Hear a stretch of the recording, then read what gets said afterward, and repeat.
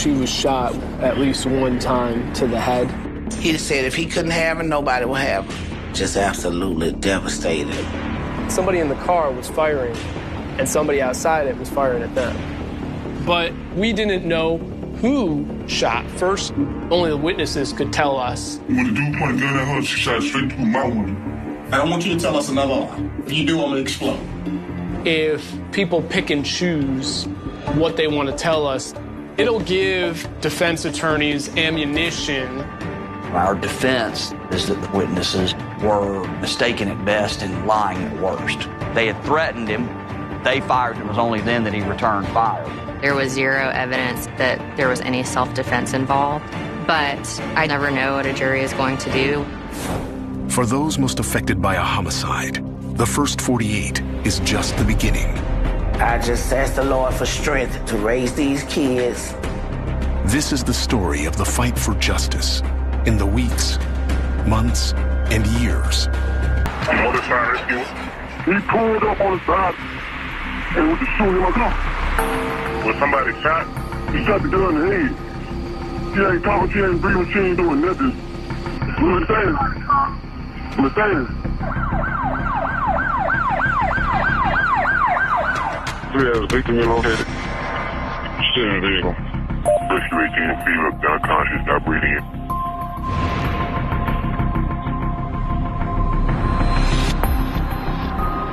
I've always been into the homicide detective depicted in TV and movies. My name is Glenn Barton. I'm a detective with the City of Mobile Police Department.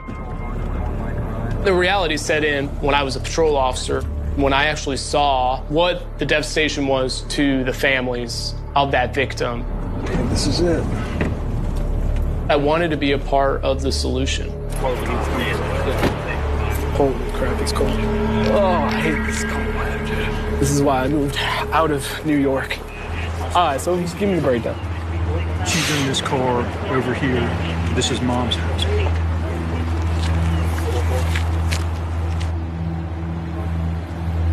Do we have the victim's information? Yeah. Mercedes Jackson. 32-year-old Mercedes Jackson graduated from Williamson High School and earned a medical assistant degree from Remington College. She leaves behind 4 young children, 2 sets of twins. As I see Mercedes sitting in the front passenger seat, there was a lot of blood. What ran through my head is that this is pretty brutal. In the back of your mind, you know that emotion's there, but it takes focus and it takes determination to block out any outside influences. I'm Nick Crapeau, assigned in the homicide unit. She was shot at least one time to the head while sitting in the passenger seat of a vehicle. There was a bullet strike to Miss Jackson's front window. You can tell which way the bullet went by the damage. If a bullet impacts glass, you'll see kind of like indentations. Everything seemed to add up that she was shot by someone that was outside of her vehicle. However, there was evidence that somebody shot from inside of this vehicle as well. There's at least 4 bullet holes in the car. See that? It looks like there's a casing in the car. So that means somebody in the car was firing, and somebody outside it was firing at them. We didn't know if that was Mercedes or whoever might have been driving the vehicle that shot from inside of this vehicle. And there wasn't a gun inside of the car. So these were the questions we needed to find out. Is there any vehicle damage? Yeah, there's the whole back end. 2 witnesses, boyfriend and sister. So the boyfriend told us the shooting happened a couple blocks away. Then he drove Mercedes back here to the mom's house. There's a secondary scene where the shooting actually occurred. So I went over to Linwood Drive. I remember seeing a couple of the vehicle parts there in the street. And as I'm looking at those items, I see a shell casing in the street. It was a .45 caliber, and it appeared fresh. You just start backtracking from that moment. Really, only the witnesses could tell us what occurred on that street. While patrol takes Mercedes' boyfriend and sister to headquarters for questioning. The mother is up there. Her first name is Sharon. You want to do everything you can to give that family answers. Ma'am, I'm Detective Barton. I'm so sorry we have to meet this way. She's a mother, and she just lost her daughter. But she's also somebody who may have vital information. When her boyfriend came in the door, he said, "Somebody killed your daughter." By the time I got there, I was so distraught. She was sitting there in the passenger seat, slumped over. And I lifted up her head. I was at the same time screaming and just absolutely devastated. I had to try to hold myself together and try to get the kids away from what they were seeing. We was just all huddled up in the living room and everybody was crying. I'm gonna get in contact with you later, okay? I just gotta do my first steps. All right, thank you. We're gonna go back to headquarters.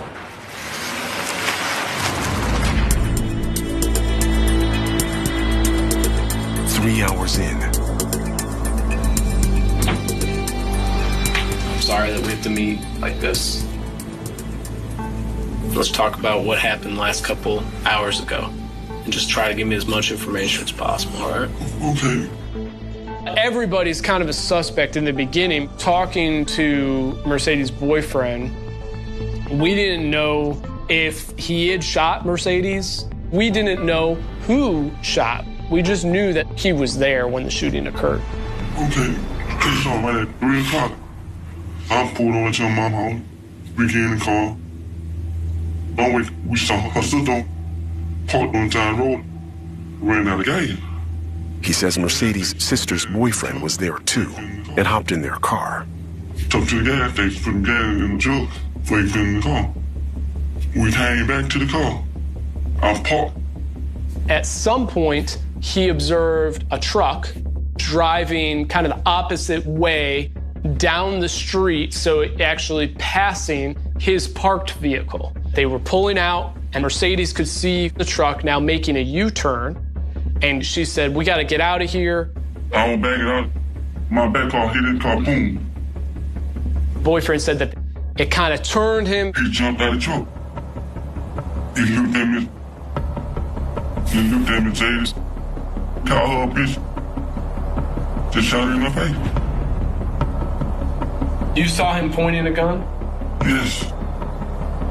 Do you know who that is? Antonio Collins. He said Antonio was Mercedes' ex-boyfriend and that she was scared of her ex-boyfriend. Mercedes, she said her friend had gave her a gun to protect herself. He says Mercedes had the weapon with her when he picked her up. Now, we need to know the full understanding. We have several bullet strikes that are leading from inside the car to outside. We know somebody shot from inside the car. The problem is we didn't know who shot first. Was this really a cold-blooded murder, or was there more than meets the eye? Did you shoot the gun? No, Mercedes shot the gun. When did Mercedes shoot the gun?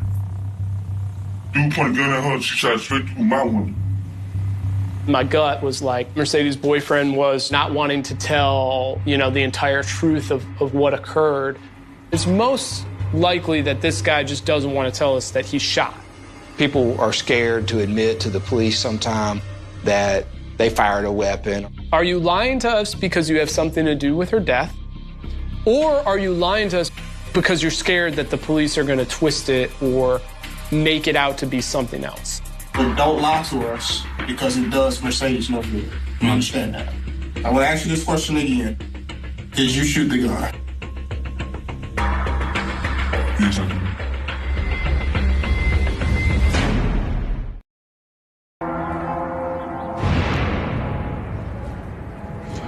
Plead my case, O Lord. Fight against them that fight against me. Your life is not you fighting for yourself. It's somebody fighting for you. And when you realize that, that's when you start to win. Thank you, Jesus. Until then, you don't. Because if you fight for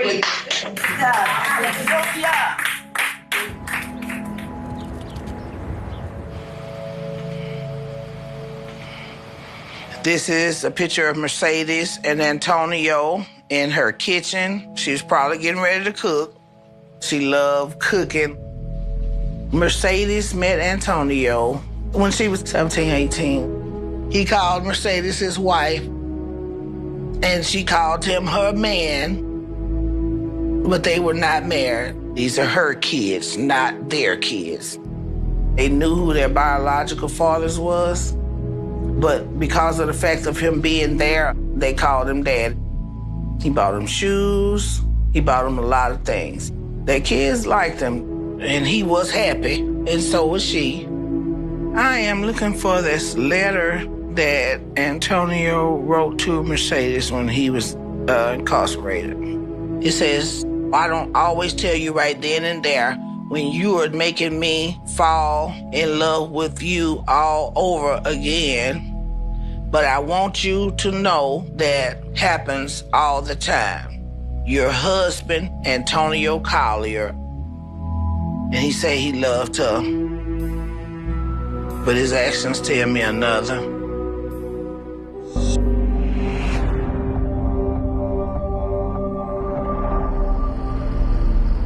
Three hours into the investigation. Eventually, Mercedes' boyfriend ended up admitting to shooting the gun.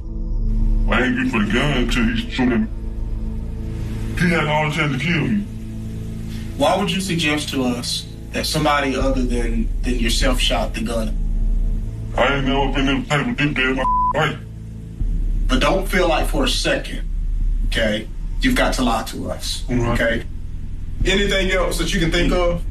He said he saw a woman in that truck with Antonio at the time of the shooting of Mercedes, but couldn't describe her, couldn't really tell us anything about her. How do you know there was a girl in the truck? I seen her. What happened then? Mercedes' boyfriend says after the shooting, he sped away to her mother's house. She was moving. She wasn't moving at all. I kept saying Mercedes. I can only imagine, what you were going through in that moment.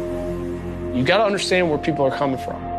People don't just want to say, I picked up a gun and I shot it at somebody. But we need that gun. He said he fired at Antonio. Where's that gun at right now? It was in my car. I don't think it's your vehicle. If this person's loved one has information that they don't want to share with the police, it definitely makes the investigation difficult. I want you to tell us another lie. If you do, I'm gonna explode. So where can we go find a gun? He said that he believed one of Mercedes' family members took the gun. Why would you tell us that it was in the car? Why would you do that? I'm scared. I'm nervous, man. You got a phone number for him? No, sir. What's his name? I don't know. No, I don't. I remember just being very frustrated. Are you gonna sit here and not give us information that might help us solve your loved one's murder? So when we left our interview with the boyfriend, we still needed to find the gun that was used. Just don't do anything that, is gonna put you in jeopardy if you see this guy. All right? Mercedes' sister is gonna be hopefully a pretty good witness as far as wanting to tell the entire truth of what occurred. He just at the stop sign talking his gun back and forth. Who are you talking about that pulled up and racked the gun? Antonio Collier. And you know him? It was him. I know how he looks. Mercedes' sister says she's looking kind of behind her and is able to notice a very distinct scar on the top of Antonio Collier's head. Do you know if there's been like a history of violence between them? A year ago, they had a fight and he ended up looking her eye. When there's domestic violence in a relationship, it's not necessarily about love. It's about power and control. I'm Leah Duval. I'm a victim service officer with the Mobile County District Attorney's Office. Mercedes told Antonio that they both needed to move on.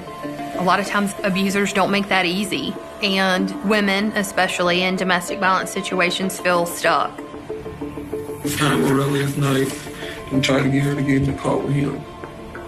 And she wouldn't get in the car with him. But she didn't feel safe. They was in her driveway and they were arguing. And she said, Mom, I'm not going with him because he got a gun. And I turned around and I told him, look, you need to leave. He left. He came back so many times that night. Mercedes had her phone on speakerphone. They could hear Antonio saying, I'm hiding in your bushes, I'm gonna kill you. He said if he couldn't have her, nobody would have her. She left and I called the police. By the time they came, he was gone. Police said they was gonna look for him, but he didn't get arrested that night. Eventually, late night, she ended up coming to my house. That was the last time she slept on my sofa. So what's the problem? He's very jealous-hearted. When you're trying to explain the motive, explain why Antonio Collier would commit the murder, the effects of anger, jealousy, wrath makes sense. By that point, Antonio Collier was identified as the one that shot her by several witnesses. And the night before, he was threatening to kill her.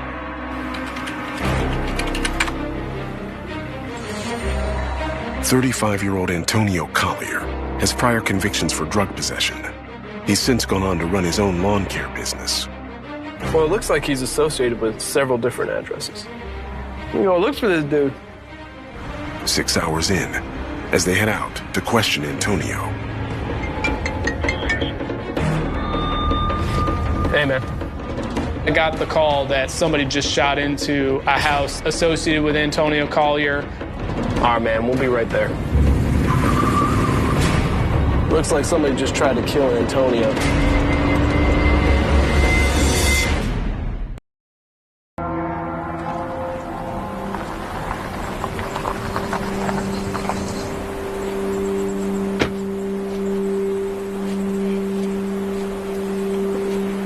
Weather been knocking over everything, ain't it? We go out there every year since she's been passed away. Mercedes kids enjoy cleaning it and putting fresh flowers and balloons. Tell your mama hey, I tell y'all mama hey. It impacted me really, really bad when I lost her. I've learned to accept things that I can't change and just ask the Lord for strength to be able to raise these kids. She wouldn't want it no other way. Look at she's spinning up a stone, man. We have the wind chimes out there around her headstone, and they just started to spin, No wind was blowing. Yeah, see, they going crazy now. They going wild.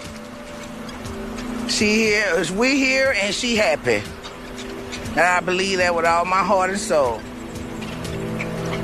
They all say, I love you, Mom. In some type of way, they get closure. They was in bad shape. And so we have open discussions all the time. We talk. I don't sugarcoat it. And I ask them how they feeling. We kiss, we hug, and I let them know that Granny is here for them.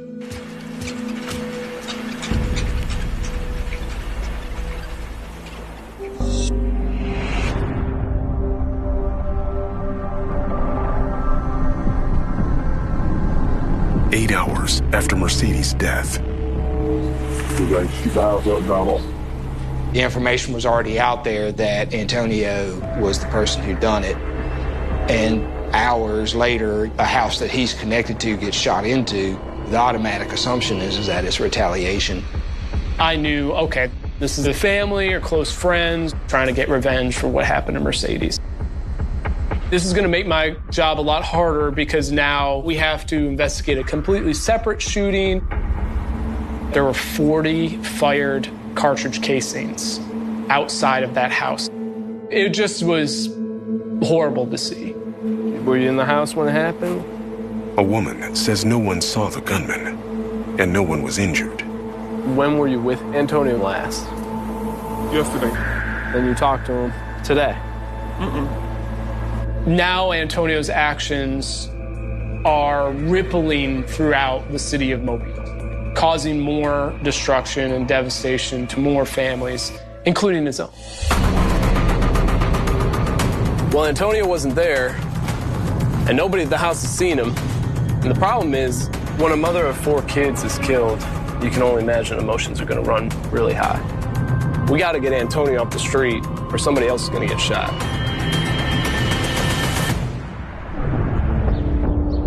"23 hours in, with Antonio still at large. I got a call from Miss Jackson saying, I don't know where this gun came from, but I think this is the gun that the boyfriend used. Where can we go find a gun? On Florida Cane. What's his name? I'm going So I went there and I picked the gun up so that we could confirm that it was, in fact, the gun from the fire casing inside the car. I don't deal with weapons, and I don't like talking about guns too much. I don't like them around. She just said a family member gave it to her. She would not tell me who. Sometimes families can make an investigation difficult if they're not being forthcoming with information they may know. I really don't think she was much more specific because she obviously didn't want anybody getting in trouble. But I want to make it as tight of a case as possible. And now I have a gun that I'm going to have a hard time explaining. Questions left unanswered can always be hard to overcome. Then, Detective Barton. You're here in Antonio's at the apartment right now? Thanks. We just got a tip that Antonio might be hanging out at this girl's apartment, and so we'll go check it out. Anytime you're dealing with someone that has committed a crime, especially a murder, you want to try to find them as soon as you can. Because you know that they have a propensity for violence. There's an element of danger when you're going up to a house believing that a suspect's inside. This could be this one. You don't know if he's got guns. You know, you want to try to keep it as controlled as possible. Mobile Police, we need you to come to the door. Let me see your hands. Let me see your hands. Now, is Antonio with you? Yes. Okay. Antonio, come to the front door with your hands up. We were dealing with a person that probably just brutally shot and killed somebody. I was thinking, okay, does this person have nothing to lose? Show me your hands, Antonio. Antonio, show me your hands, yeah.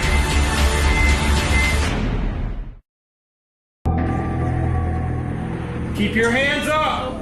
Keep your hands up. On the ground, face down.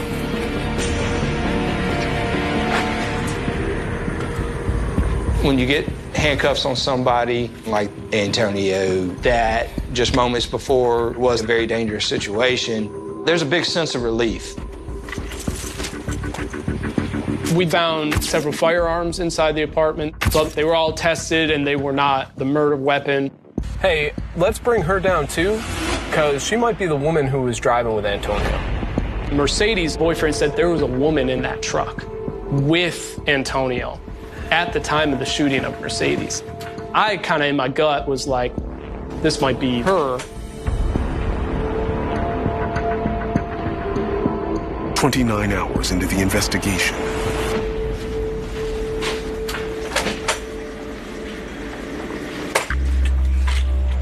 We're hoping to tap into, okay, what did she hear Antonio say? She might be the only one that will help us fill in the pieces. If I tell you that Antonio shot somebody in the head, Would that surprise you? Will it surprise me? Yes, it will. He killed her. How many kids she had? She had 4 kids. She had 4 kids. Oh, Lord.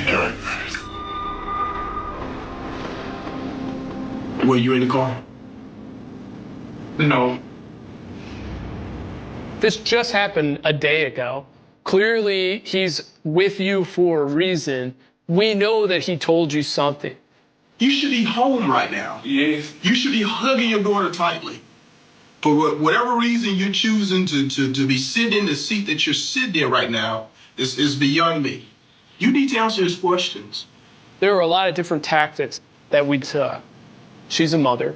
You have kids. This could be a real situation for you and your kids if you lie to us about this. Think about what we said and start from the beginning.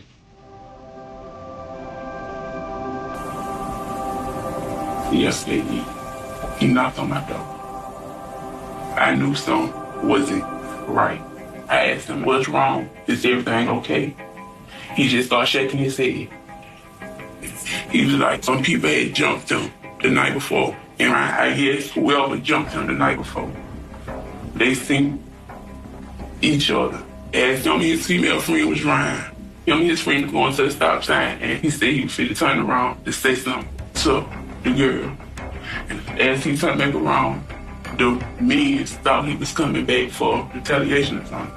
And the car hit his truck. He said somebody had fired a shot. And he ain't say who fired the shot. Did he say he shot at them? He seen his gun was shame.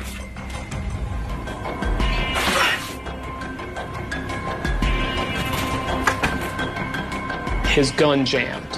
That basically corroborated, without him telling us, that he was involved in the murder of Mercedes Jackson.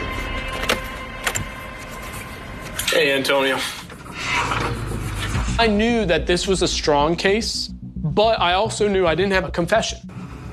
I would think that it would be in the best interest of you to at least give us your side of the story, as opposed to allowing somebody else to tell your story.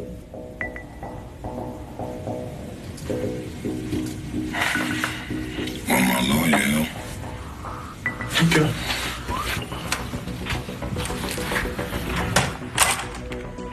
At that point, we are not allowed to continue to talk to him, and that's what it is.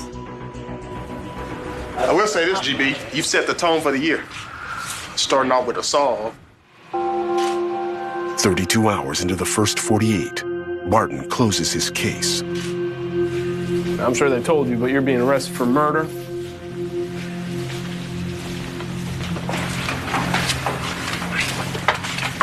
Do you have anything to say to the family? I'm sorry to let you in.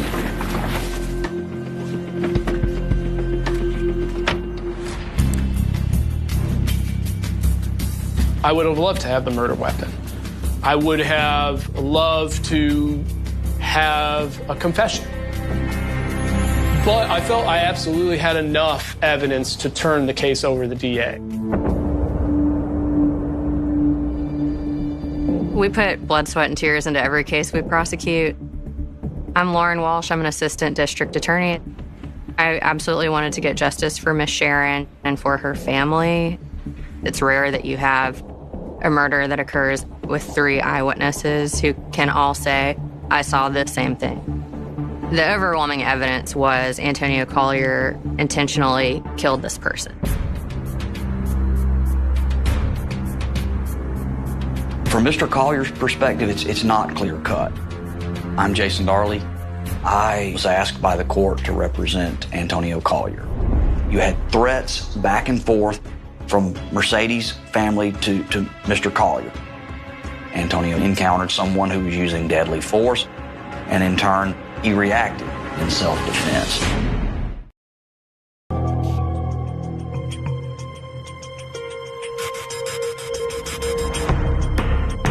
I felt very calm the morning of the trial. I was ready to get justice for Mercedes Jackson and her family.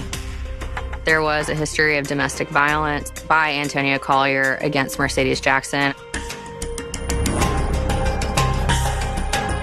I wanted to be able to show that he had the intent to do this. So Ms. Sharon Jackson testified on that first day. Sharon was nervous, but she knew that we needed her to testify, and she was prepared to do that for Mercedes. I said, my name is Sharon Jackson, and I am Mercedes Jackson's mother. I fed him for Christmas, and he killed my daughter for New Year's. I talked about him threatening her. She testified that the violence had escalated and that Antonio was continuing to try to exert control over Mercedes. It's something that jurors need to hear. She had tried to separate herself from him, and he continued to pursue her until her death that he caused. Sharon Jackson was very strong on the stand. It was powerful. But during cross-examination, Darley hones in on a gap in Sharon's recollection. Our defense really centered on how the gun was secured from the possession of Sharon Jackson. He tried to trip me up. He said, well, did you have a gun? I said, me? No. I forgot that I had called Detective Barton to come and get the gun. That's what we knew from the beginning of the investigation. If people pick and choose what they want to tell us, it'll give defense attorneys ammunition. Don't lie to us because it does Mercedes no good. You understand that? What I anticipated the defense would raise, and they did, was that when Mercedes' friend first spoke with police, he actually said that Mercedes was the one who shot back and not him. Our defense showed the jury, look, if this happened the way the witnesses said it happened, then why lie about the gun?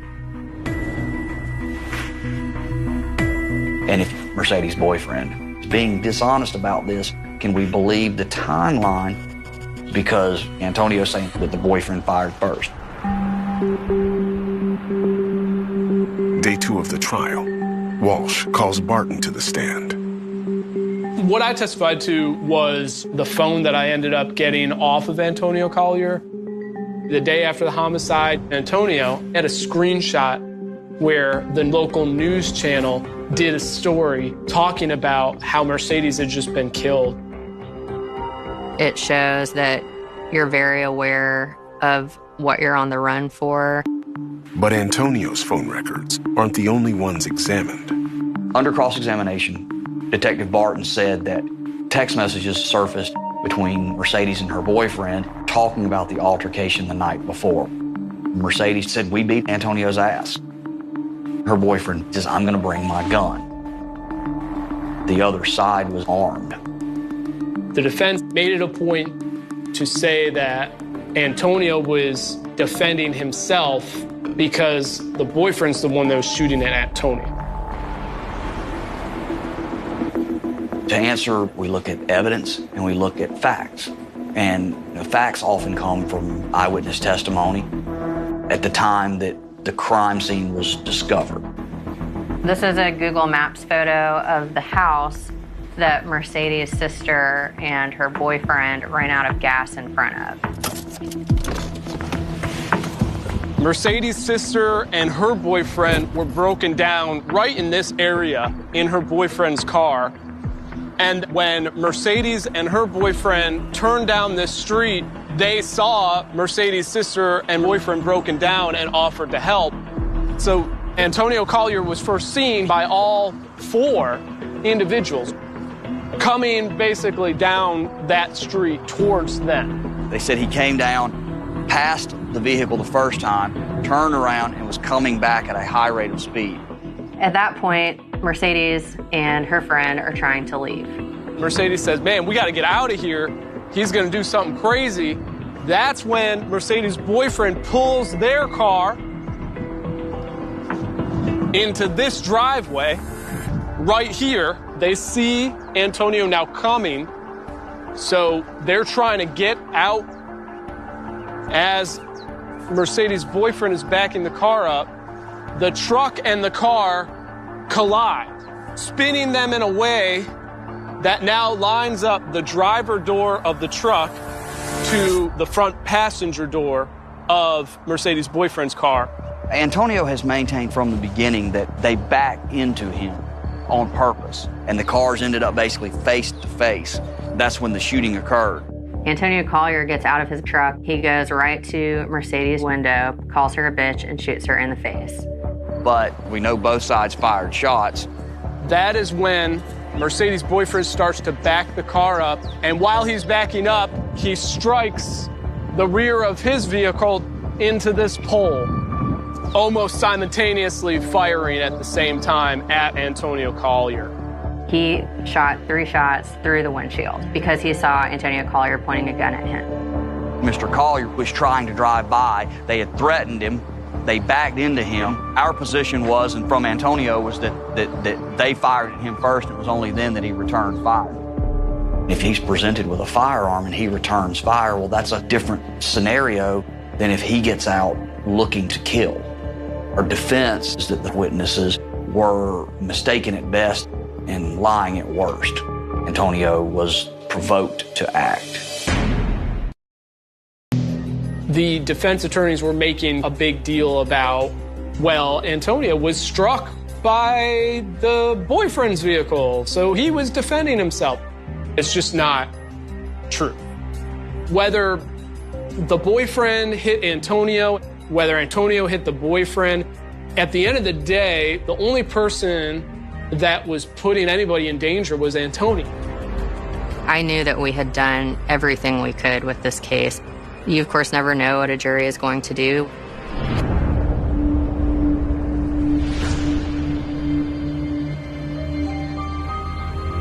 Day 3 of the trial. My closing argument was that the defense talked about everything but the very inconvenient facts that all 3 eyewitnesses saw the same thing happen. And I said, she has 4 children who have to live the rest of their lives without their mother. She has a mother who's got to live without her daughter. And he did this. We had asserted during closing statements that it really came down to who caused the collision between the 2 vehicles and who shot first. There was no physical evidence of the order of how the shots were fired. If you don't have the pieces that you need, that's reasonable doubt. Before deliberation begins, the judge gives the jury directions on what they are allowed to consider. The judge refused to give a self-defense jury instruction. The judge denied that request because there was 0 evidence that there was any self-defense involved. But we always think that we have a chance. If the jury can't believe the witnesses, then maybe they discount their entire testimony. You always get worried before anything goes to a jury because the stakes are so high. It's always nerve-wracking. Will they come back with the verdict that you've been waiting for years to hear? The jury took approximately 30 minutes. It's usually either a really good or a really bad sign when they come that quickly. My mind was like going in between. I had prayed over for so long. The jury found Antonio Collier guilty of capital murder. Miss Walsh, Detective Barton, Miss Leah Duval, they did their homework, and I was so happy.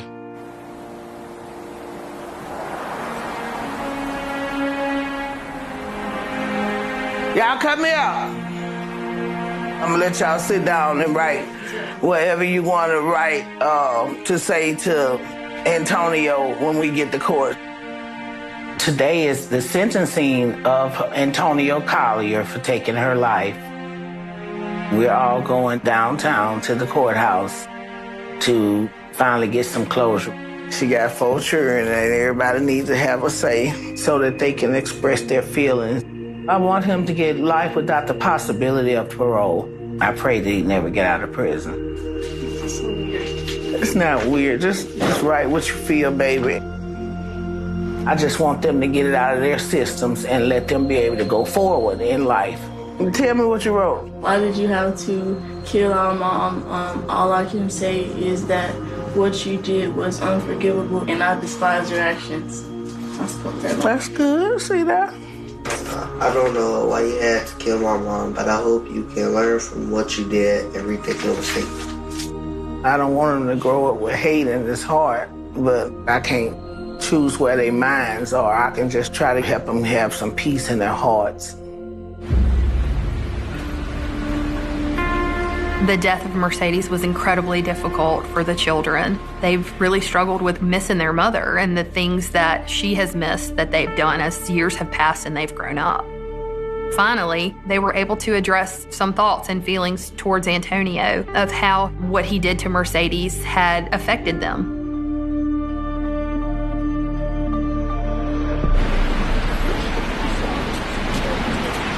Hallelujah. We got it. Life without the possibility of parole, just what we were looking for. I feel good inside. The kids do too. They really do. I'm glad they spoke and got it out of their system so that they can go forward. Justice was served. I'm just really glad that, I was able to be a part of that for the Jackson family. Group hug, come on. Give me a group hug. We got him, baby. We got some justice for you. He said, I just want to say that I'm sorry for killing your daughter, and I hope somewhere in y'all heart that y'all will forgive me. I think it really done something to him for him to say they hate him. I never seen no remorse up until the sentencing. I forgive Antonio Collier because I have to forgive him in order for me to be strong for the kids. I can't carry that in my heart. The snow had already covered the road when investigators arrived. But beneath the frozen silence of a small Minnesota town, something was waiting. Something that had been hidden for decades. A single overlooked detail. A piece of evidence so ordinary that it was almost forgotten. A clue sitting inside an old case file while an entire community lived with unanswered questions. For nearly 40 years, the disappearance of 27-year-old Emily Carter remained one of Minnesota's darkest mysteries. A cold case buried beneath mountains of paperwork. A name slowly fading from headlines. A family trapped between hope and heartbreak. And then, in the middle of an ordinary investigation review, detectives found something nobody had noticed before. A tiny mistake. A forgotten record. A detail that would reopen a case everyone thought would never move again. And suddenly, the silence of 1986 was broken. The story began on a freezing evening in northern Minnesota. January 17th, 1986. The kind of night where the wind cut through heavy coats, where the roads disappeared beneath layers of ice, and where most people stayed inside waiting for the storm to pass. The town of Red Pine Valley was small. Quiet. The kind of place where everyone knew each other.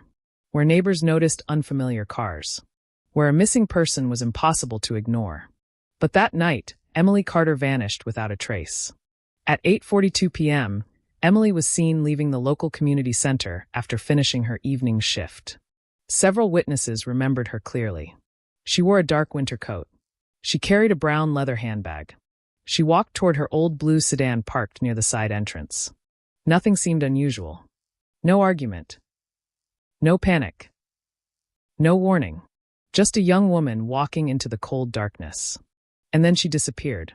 Her car was discovered the following morning. Parked only 3 miles away from the community center. The driver's door was unlocked. The keys were missing. Her handbag was still inside. Her wallet. Her identification. Her personal belongings. Everything remained exactly where it should have been. Except Emily. The discovery immediately changed the town. The quiet streets became filled with police vehicles. Neighbors gathered behind yellow tape. Search teams moved through frozen forests, abandoned buildings, and empty fields. Volunteers walked for miles calling her name. Emily's family refused to believe she was gone. Her mother, Margaret Carter, stood outside their home every morning hoping to see her daughter's car turning into the driveway. Every phone call became a moment of terror. Every knock on the door brought a rush of hope. But days passed. Then weeks. then months. And Emily Carter never came home. The original investigation moved quickly. Detectives questioned everyone close to her. Friends, co-workers, former relationships, anyone who might have known something. But the case seemed to collapse almost immediately.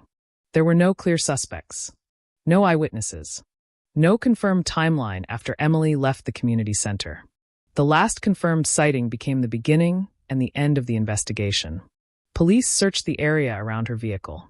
They collected fingerprints, photographs, trace evidence.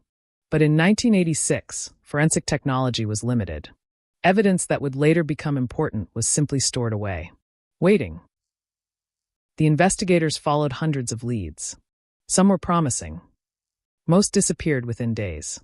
A truck driver claimed he saw a vehicle matching Emily's blue sedan near an abandoned logging road. A local resident reported hearing a woman screaming near the woods. Another person claimed they saw Emily speaking with someone outside the community center. But every lead created more questions and fewer answers. The town slowly began accepting the possibility that Emily's case would never be solved. By the late 1980s, her face disappeared from newspapers. By the 1990s, newer crimes replaced the old headlines. By the 2000s, the case file sat untouched in an evidence room. A cold case. A mystery frozen in time. But Emily's family never stopped searching. They kept her photographs. They remembered her voice. They celebrated birthdays without her. They lived with the impossible question that haunted them every day. What happened after she walked toward her car? For decades, that question remained unanswered. Until one detective opened a forgotten box. The breakthrough did not come from a dramatic confession. It did not come from a shocking discovery in the woods. It came from something much smaller. Something almost invisible. A fingerprint. A fingerprint collected in 1986. A fingerprint that had been photographed, documented, and stored away, but never properly analyzed. For years, nobody realized that the fingerprint contained information that technology could not reveal at the time. The tools did not exist. The database did not exist. The connection was impossible. Until it wasn't. Nearly 4 decades later, the Minnesota Bureau of Criminal Apprehension began reviewing older unsolved cases. Hundreds of files were reopened. Thousands of pieces of evidence were examined again. Cases that investigators once considered impossible were given a second chance. Emily Carter's file was among them. Detective Daniel Reeves had worked cold cases for years. He had seen families lose faith. He had seen evidence disappear. He had seen investigations reach dead ends. But he believed every case had a story.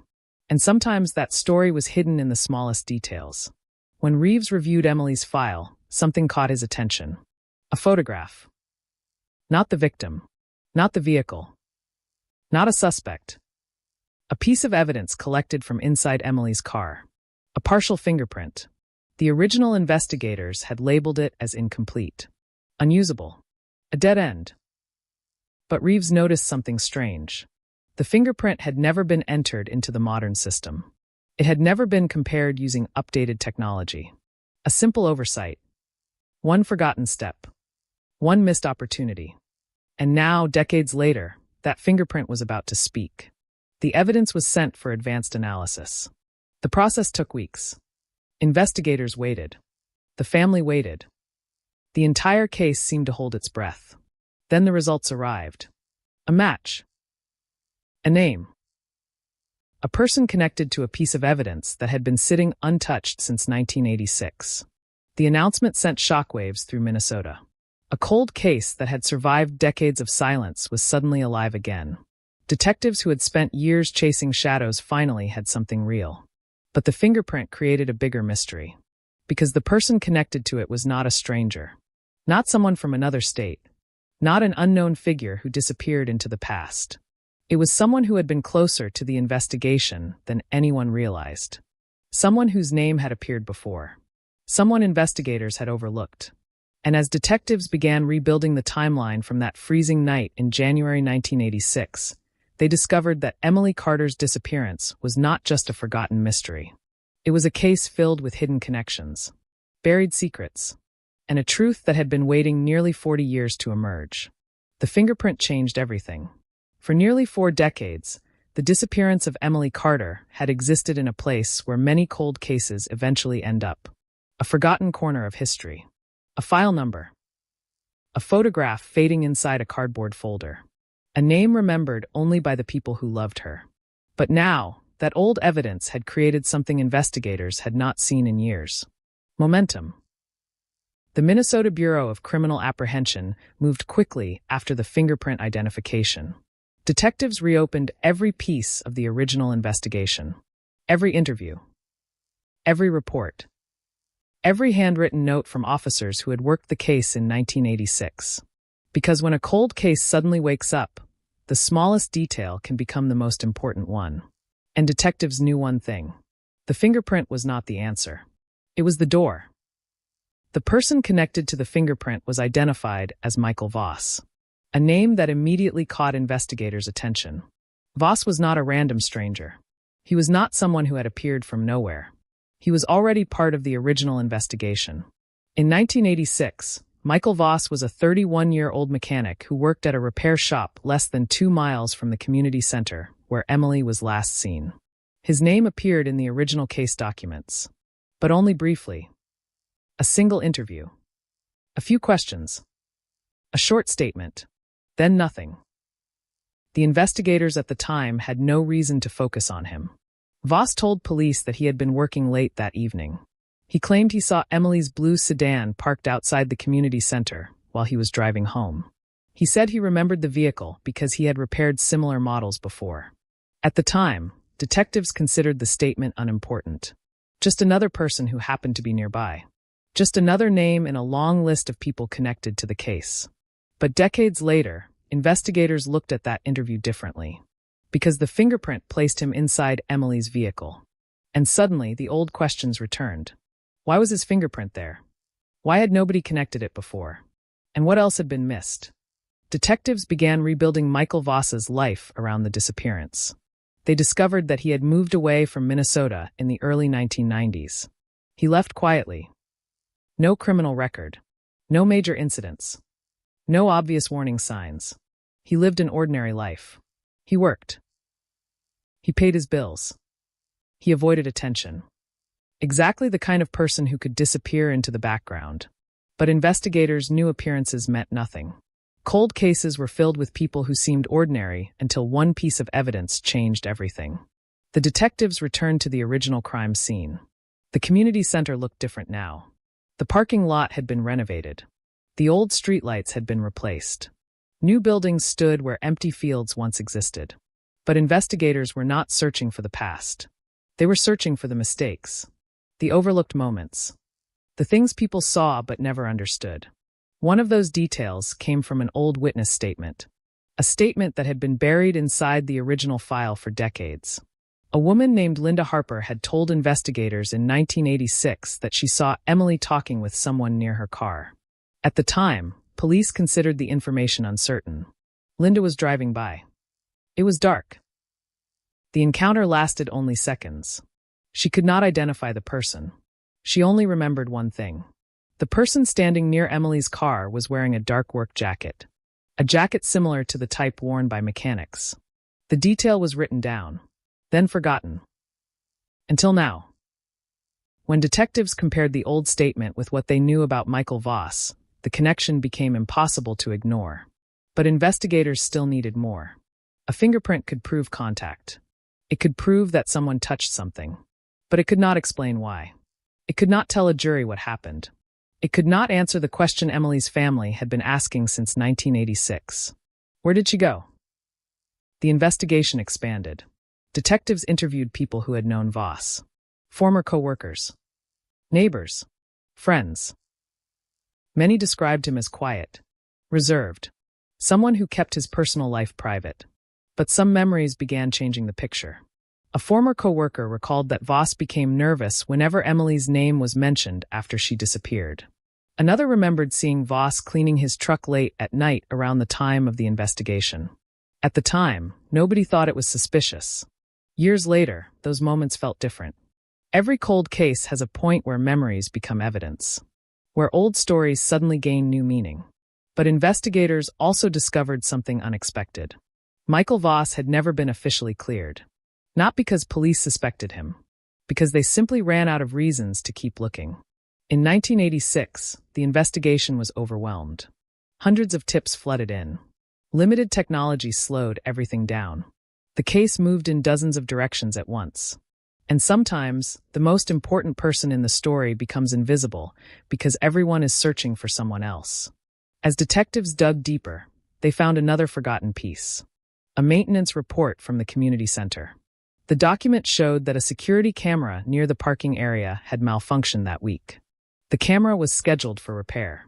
It never captured the night Emily disappeared. A coincidence? Or something more? Nobody knew. But the discovery added another layer to the mystery. Because now investigators had a clearer picture of how easily someone could have approached Emily's vehicle without being seen. The case was no longer about a missing woman and a vanished suspect. It was about a series of overlooked moments. A broken camera. A forgotten fingerprint. A witness statement dismissed as uncertain. And a person who had remained just outside the spotlight for decades. The news spread quickly. Local reporters began calling it Minnesota's forgotten cold case, finally coming back to life. The community that had once stopped talking about Emily began remembering. Old neighbors came forward. Former witnesses contacted police. People who had stayed silent for years began asking themselves the same question. What did they see? What did they ignore? What did they forget? For Emily's family, the reopening of the investigation brought emotions they had buried long ago. Hope. Fear. Anger. After decades of waiting, they were closer to answers. But answers could be painful, because solving a mystery meant facing whatever truth had been hidden. And investigators were beginning to believe that Emily's disappearance was not a random tragedy. Someone knew more. Someone had always known more. The fingerprint had opened the door. But behind that door was a story far darker than anyone expected. As detectives prepared to confront Michael Voss, they discovered one more shocking detail. A detail hidden inside his past. A connection that could explain why Emily Carter disappeared on a freezing night in 1986. And why one small fingerprint had waited almost 40 years to expose the truth. The fingerprint had reopened the investigation. But it had also created a new problem. Because evidence could point investigators toward a person.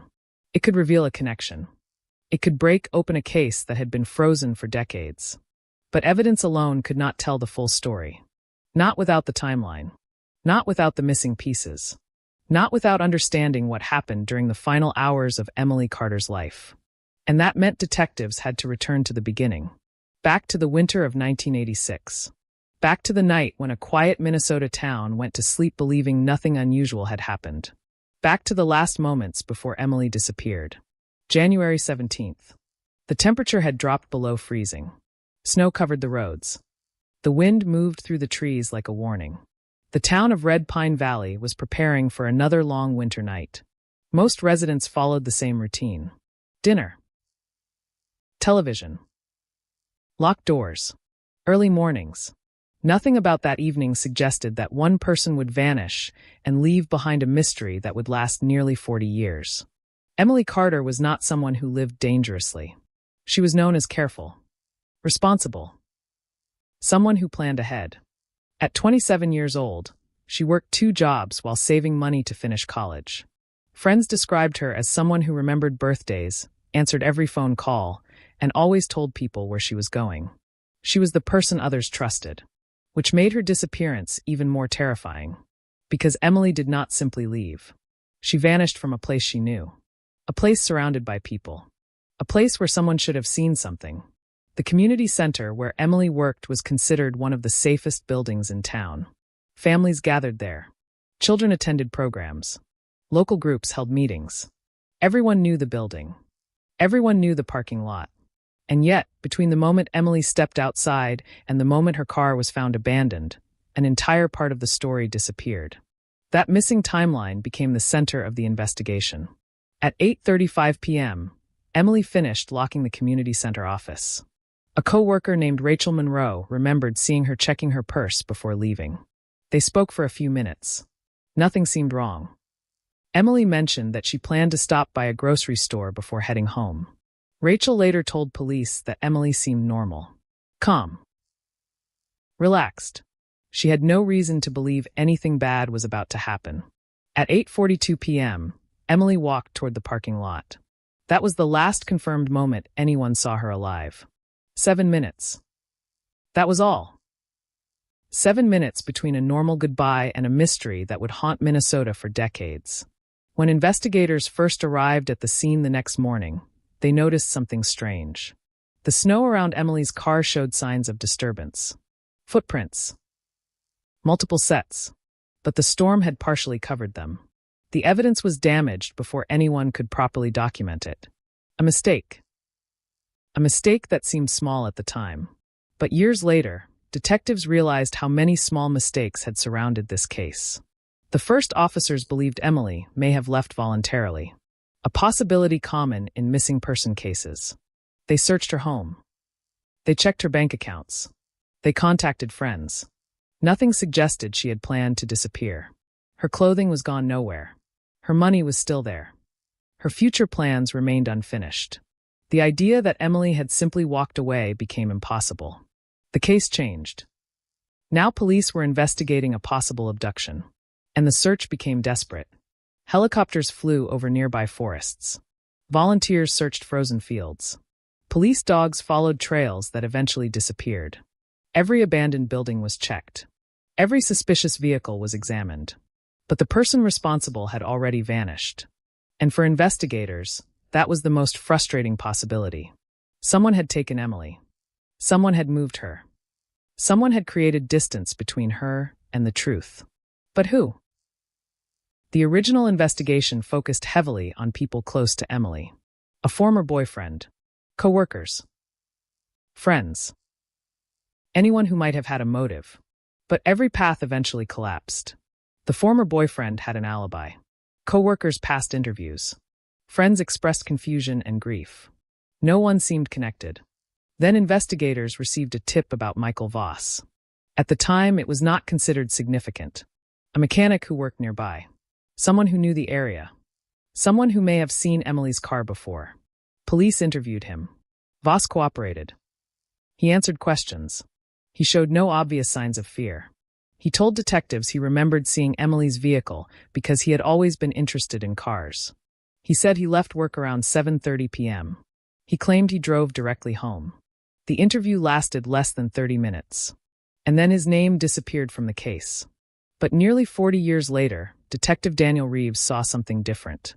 When Reeves studied the original interview notes, he noticed a strange detail. Michael Voss had provided information police never publicly released. He described the location of Emily's car. He mentioned the passenger side door. He mentioned the condition of the interior. Details that had not been shared with the public at that point. The question immediately appeared. How did he know? Investigators reviewed the original reports. They confirmed it. The details Voss mentioned were not in newspapers. They were not broadcast on television. They were known only by investigators. And whoever had that information had either seen the vehicle firsthand or learned it from someone who had. The fingerprint suddenly became more important. Because now it was not just evidence of contact. It was evidence connected to knowledge. A connection between a man who claimed to know little and a crime scene that suggested he knew more than he admitted. Detectives returned to Voss's old statements. They analyzed every word, every pause, every answer. They looked for changes, for contradictions, for anything hidden beneath the surface. And they found something. A small inconsistency. During the original interview, Voss said he had never spoken with Emily outside of casual encounters. But another witness remembered seeing them together weeks before the disappearance. Not alone. Not in a suspicious situation. But enough to suggest they knew each other. Why had Voss minimized that connection? Why had he separated himself from Emily? The investigation began shifting. Police were no longer asking whether Michael Voss knew Emily. They were asking why he wanted people to believe he did not. Meanwhile, the town began reopening old wounds. Former residents who had moved away returned. People who had ignored rumors decades earlier began sharing memories. One former neighbor told investigators that she remembered seeing a truck parked near Emily's abandoned vehicle. A dark-colored pickup. The description was vague. The license plate was never recorded, but investigators compared it with old records. And they discovered something unexpected. Michael Voss owned a dark-colored pickup truck in 1986. The same type of vehicle. The same general description. Another coincidence. Another unanswered question. For years, Emily Carter's disappearance had been treated like a mystery with no direction. Now, for the first time, investigators had a pattern. A fingerprint. A hidden connection. A witness memory. A forgotten statement. Pieces scattered across 4 decades were finally being placed together. But detectives knew they were approaching dangerous territory. Because reopening an old case meant confronting not only what happened, it meant confronting what had been missed. And the deeper they looked into Michael Voss, the more they discovered that the man everyone had overlooked in 1986 had been standing closer to the truth than anyone realized. Then investigators uncovered a record that changed the entire direction of the case. A record showing that shortly after Emily disappeared, Michael Voss did something unusual. Something that had never been explained. Something hidden in paperwork for nearly 40 years. And that discovery would force detectives to ask the question nobody wanted to answer. Was the biggest clue in the case not something police found? Was it something someone tried to leave behind? The old record sat inside a storage archive for decades. Yellowed paper. Faded ink. A forgotten piece of a forgotten investigation. To most people, it looked meaningless. Just another document from a case that had gone cold before many detectives working today were even born. But when investigators placed that record beside the fingerprint, the witness statements, and the timeline of Emily Carter's disappearance, the picture began to change. Because the document revealed something that had never been fully explained. 3 days after Emily vanished, Michael Voss made a sudden decision. He closed his repair shop. He sold his equipment. And he left Red Pine Valley. At the time, nobody considered it suspicious. People moved. Businesses closed. Lives changed. The investigators in 1986 were overwhelmed with possibilities. They were searching for Emily. Searching for a vehicle. Searching for a witness. They were not looking at the man who quietly disappeared from the center of the investigation. But now, decades later, detectives saw the timing differently. Emily disappeared on January 17th. Voss left town on January 20th. 3 days. Only 3 days after the last confirmed sighting. Detective Daniel Reeves stared at the timeline for hours. Because cold cases are often solved by moments that seem insignificant. A phone call. A receipt. A forgotten photograph. A decision someone made years earlier. And Michael Voss leaving town immediately after Emily disappeared was no longer just a life choice. It was a question. Why? Investigators began tracing Voss's movements after he left Minnesota. They discovered he had relocated to Wisconsin before eventually moving west. He changed jobs several times. Changed addresses. Built a new life. A life that seemed completely separate from the disappearance. But there was one problem. He had never been questioned again. Not once. For nearly 40 years. The man connected to the fingerprint had lived freely while Emily Carter's family waited for answers. The investigation team decided to locate him. Finding someone after decades is not always simple. People change names. They move. They disappear into ordinary lives. But investigators eventually found Michael Voss living quietly in another state. He was older now. Gray hair. Slower movements. A man who looked nothing like the photograph from 1986. When detectives approached him, they did not immediately reveal everything. They asked about the past. About Minnesota.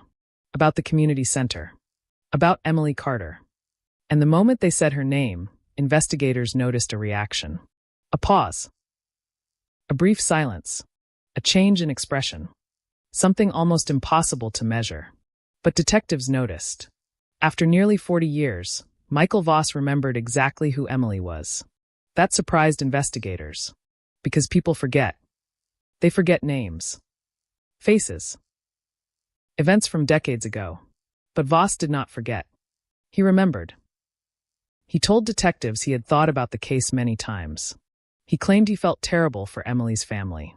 He said he had no idea why his fingerprint was inside her car.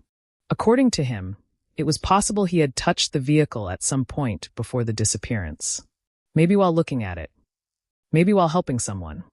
Maybe during an ordinary moment that nobody remembered. But detectives had another question. If his fingerprint was innocent, why had he never mentioned knowing Emily better? Why had he minimized their connection? Voss denied having any close relationship with her. He insisted they were only acquaintances. But investigators discovered another forgotten detail. A photograph. A photograph taken at a local community event months before Emily vanished. It showed several people standing together. Families. Friends. Neighbors. And in the background was Michael Voss, standing near Emily. Not far away. Not a stranger. Someone who had been part of the same social circle. The image did not prove a crime, but it proved something important. Voss had been closer to Emily's world than he admitted. The investigation grew larger. Detectives reopened every old interview. They contacted former witnesses. They examined every piece of evidence again. And then they found another strange detail. A missing evidence log. In 1986, officers collected several items from Emily's car. Most were documented. Most were stored. But one item had an unclear chain of custody. A small fabric sample taken from the passenger seat. The record showed it had been transferred between departments, then placed into storage. But nobody had ever tested it. Not in 1986. Not in 1996. Not in 2006. A piece of evidence waiting for technology to catch up. Investigators requested new testing. And while they waited, they continued examining Voss's background. They discovered something that complicated the case. In the years after Emily disappeared, Voss had no major criminal history. No arrests. No convictions. No obvious pattern. To some investigators, that raised doubts. Could someone connected to such a serious crime really live quietly for decades? Could someone hide something that terrible and never reveal it? Experienced detectives knew the answer. Sometimes, yes. The most shocking cases are not always committed by obvious criminals. Sometimes the person responsible looks ordinary, works ordinary jobs, lives ordinary lives, and carries a secret nobody sees. But investigators also had to consider another possibility. What if Michael Voss was not the killer? What if his fingerprint was there for another reason? Cold cases are dangerous because one piece of evidence can create a story before the truth is known. Detectives had to remain careful. They needed facts, not assumptions. The fingerprint had opened the investigation, but now they needed to prove what happened. Then came another discovery. A former employee from the repair shop contacted police after seeing news reports about the reopened case. His name was Robert Ellis. He had worked with Voss in 1986, and he remembered something strange, something he never reported. On the night Emily disappeared, Voss arrived at the repair shop later than usual. His clothes were covered with snow. His hands were scratched. When asked what happened, Voss supposedly said he had been working on a vehicle. Nothing more. At the time, nobody questioned it. A mechanic getting dirty was normal. A mechanic with scratches was normal. A mechanic coming back late was normal. But decades later, those details sounded different. Investigators asked Robert why he never contacted police. His answer was simple. I didn't think it mattered. That sentence became one of the most haunting parts of the reopened investigation. Because in cold cases, the truth is often hidden in moments people believe are meaningless. A strange comment. A forgotten memory. A detail dismissed because nobody understood its importance. The detectives now had a growing list of questions. Why did Michael Voss leave town days after Emily disappeared? Why did he know details about the vehicle? Why was his fingerprint inside the car? Why did witnesses remember seeing him near the area? And why did he never come forward after decades of knowing his name was connected to the case? But before investigators could move forward, they needed one final piece. The forensic results from the forgotten fabric sample. A test that could either destroy the theory completely or reveal what had truly happened on that frozen Minnesota night in 1986. And when the laboratory finally returned the results, detectives realized they were no longer chasing a cold case. They were chasing a hidden story that had been buried for nearly 40 years. For 39 years, the truth had been buried inside a box. Not hidden in a secret location. Not locked behind a mysterious door. Not protected by some impossible barrier. It was sitting in an evidence room. A small package. A forgotten piece of fabric collected from Emily Carter's abandoned vehicle. Evidence that had been touched, labeled, stored, and then ignored. For decades, nobody knew what it could reveal. Because in 1986, investigators had reached the limit of what science could provide. The tools were not advanced enough. The technology was not available. The answers existed. But they were trapped inside the evidence. Until now. The laboratory results arrived on a cold morning. Detective Daniel Reeves was sitting inside the investigation office when the call came in. No dramatica non se ment. No warning. Just a voice on the phone delivering information that would change everything. The fabric sample contained biological material. And the DNA profile belonged to a male individual. A male individual connected to the crime scene. But the most important part was not the discovery itself. It was what came next. The DNA did not match Michael Voss. For several seconds, nobody spoke. The entire investigation had been moving toward one person. The fingerprint. The timeline. The witnesses. Everything seemed to point toward Voss. But the DNA created a new possibility. A second person. A second presence. A second secret hidden inside Emily's car. The cold case had just become more complicated. And more dangerous. Because investigators now knew something they had not known before. Michael Voss was connected. But he might not have been alone. The discovery changed the entire direction of the investigation. Detectives returned to the original evidence. They examined photographs of the vehicle. They reviewed the location where the fabric sample had been collected. The passenger seat. A place that had always been considered secondary. Because the focus had been on Emily. The driver's side. The missing keys. The abandoned vehicle. But now investigators asked a different question. Why was evidence from the passenger seat so important? Who had been sitting there? And why? The original crime scene photographs revealed something that had been overlooked. A small tear in the passenger side fabric. Almost invisible. Something investigators in 1986 documented, but never connected to the disappearance. At the time, it appeared to be normal damage. Old cars had damage. Seats ripped. Interior worn down. Nothing unusual. But now, detectives wondered if the damage happened during a struggle. A struggle inside Emily's own vehicle. The possibility changed everything. Because if Emily had been forced into the passenger seat, the timeline of the crime looked different. She may not have been attacked in the parking lot. She may have been approached by someone she recognized. Someone she trusted enough to allow near her car. Someone who could get close without creating panic. The investigation moved back to Emily's final evening. Every minute mattered. Every movement. Every decision. At 8:42 p.m., Emily left the community center.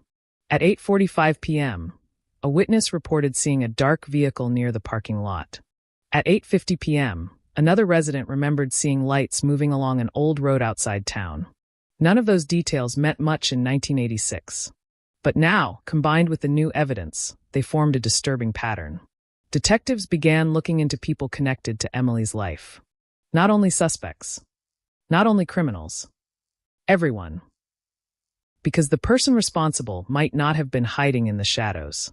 They might have been standing in plain sight. One name appeared repeatedly during the review.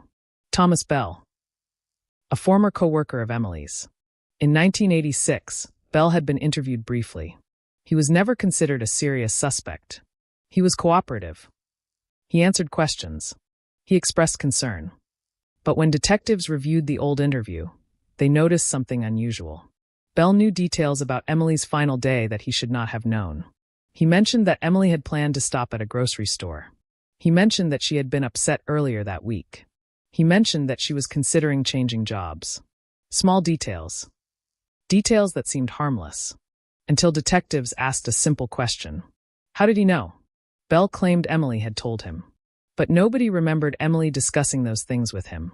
The investigation expanded again. Now detectives had two connected individuals. Michael Voss and Thomas Bell. Two men whose names had appeared in the original investigation. Two men who had never been fully examined.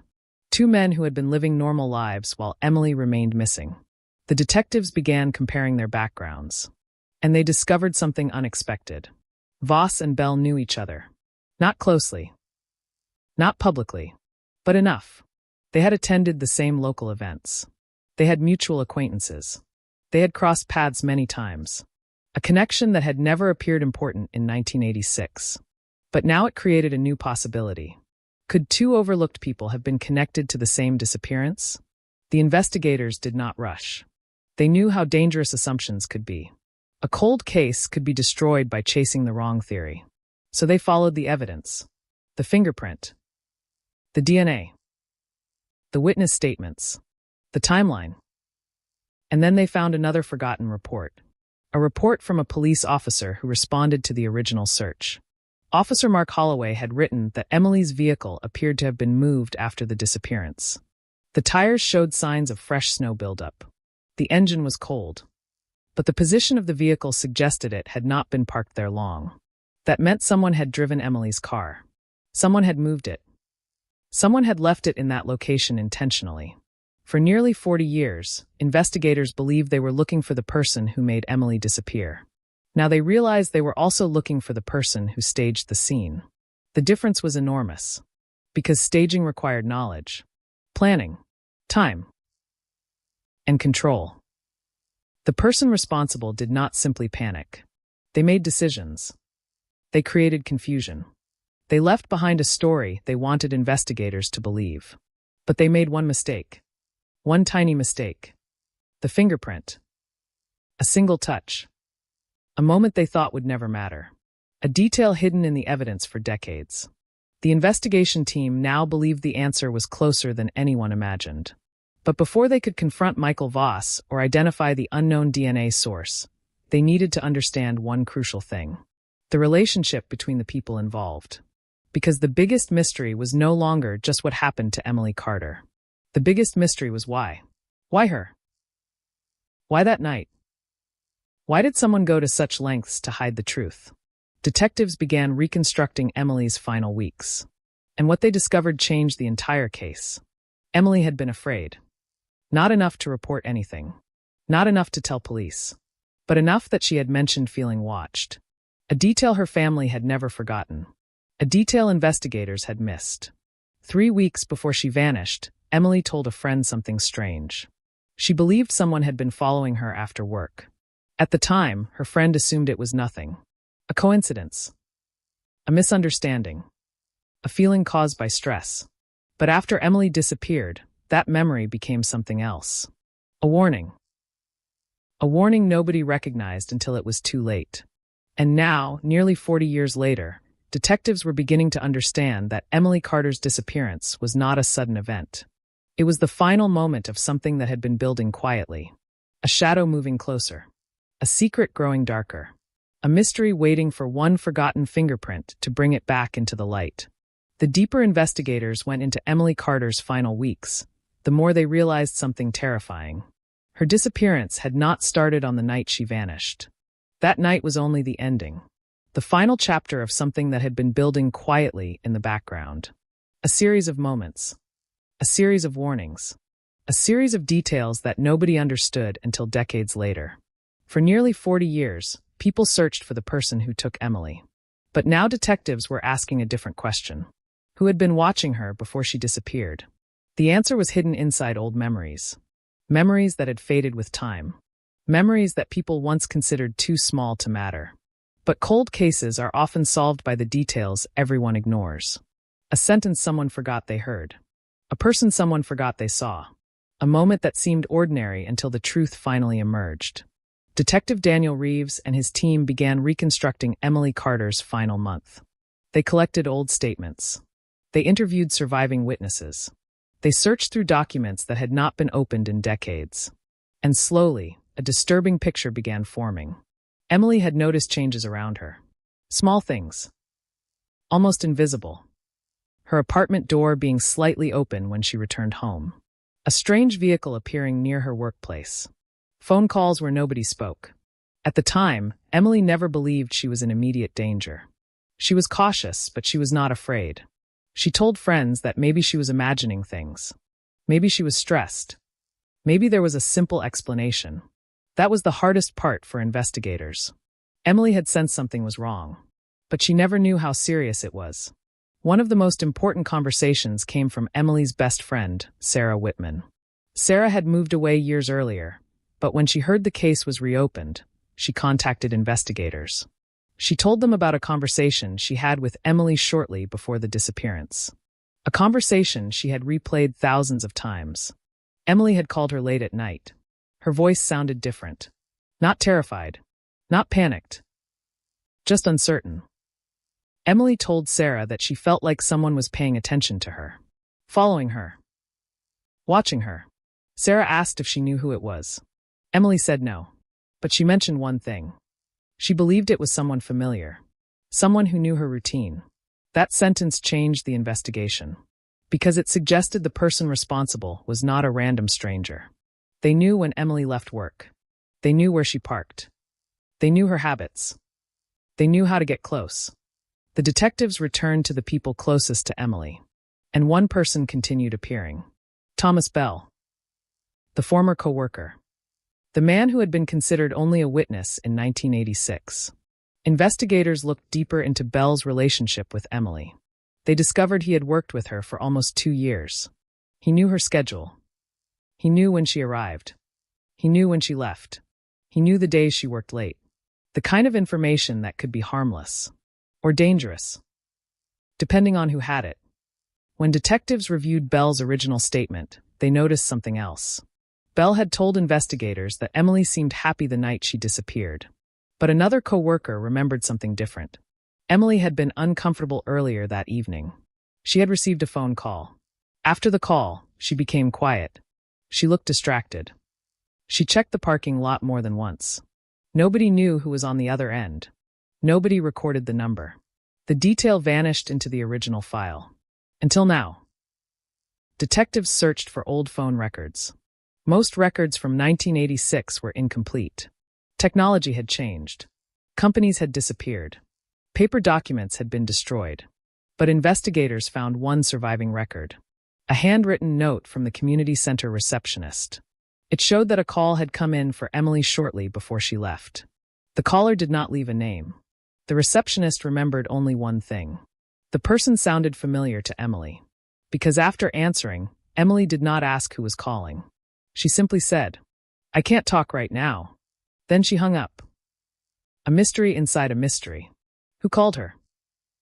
Why did Emily recognize the voice?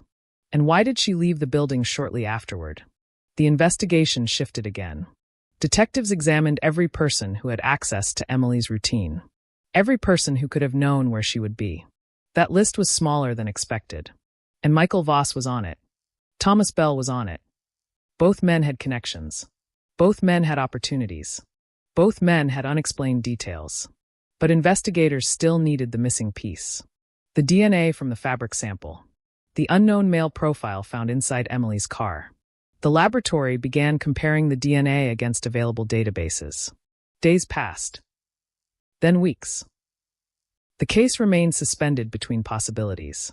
Until one morning, the results came back. Not a direct match, but a family connection. The DNA belonged to someone related to a man already known to investigators. A distant relative. Someone who shared genetic markers. And when detectives followed the family line, they reached a name that shocked everyone. A name they had not expected. Michael Voss. The fingerprint had connected Voss to the vehicle. The DNA now connected him through his family. But the question remained. Why was the DNA not a direct match? The answer came after further testing. The sample was old. Damaged. Degraded. The original profile was incomplete. But enough remained to show a connection. Enough to tell investigators they were closer. Much closer. Michael Voss was brought in again. This time, the interview was different. The first time, decades earlier, he was a person of interest who had never become a suspect. Now he was facing investigators who had rebuilt the entire case. They showed him the fingerprint. They showed him the timeline. They asked about his relationship with Emily. At first, Voss remained calm. He repeated the same story. He barely knew her. He had nothing to do with her disappearance. The fingerprint had an innocent explanation. The DNA was coincidence. Everything was coincidence. But detectives knew something about cold cases. The truth often hides behind too many coincidences. They asked him about leaving Minnesota. He said it was unrelated. They asked him about his late-night return to the repair shop. He said he did not remember. They asked him about the witness who saw him near Emily's vehicle. He said the witness was mistaken. Every answer was possible. But together they created a pattern investigators could not ignore. Then Reeves asked him one final question, a question that changed the mood in the room. He asked Voss if he remembered the last time he saw Emily Carter. The room went silent, because for several seconds, Voss did not answer.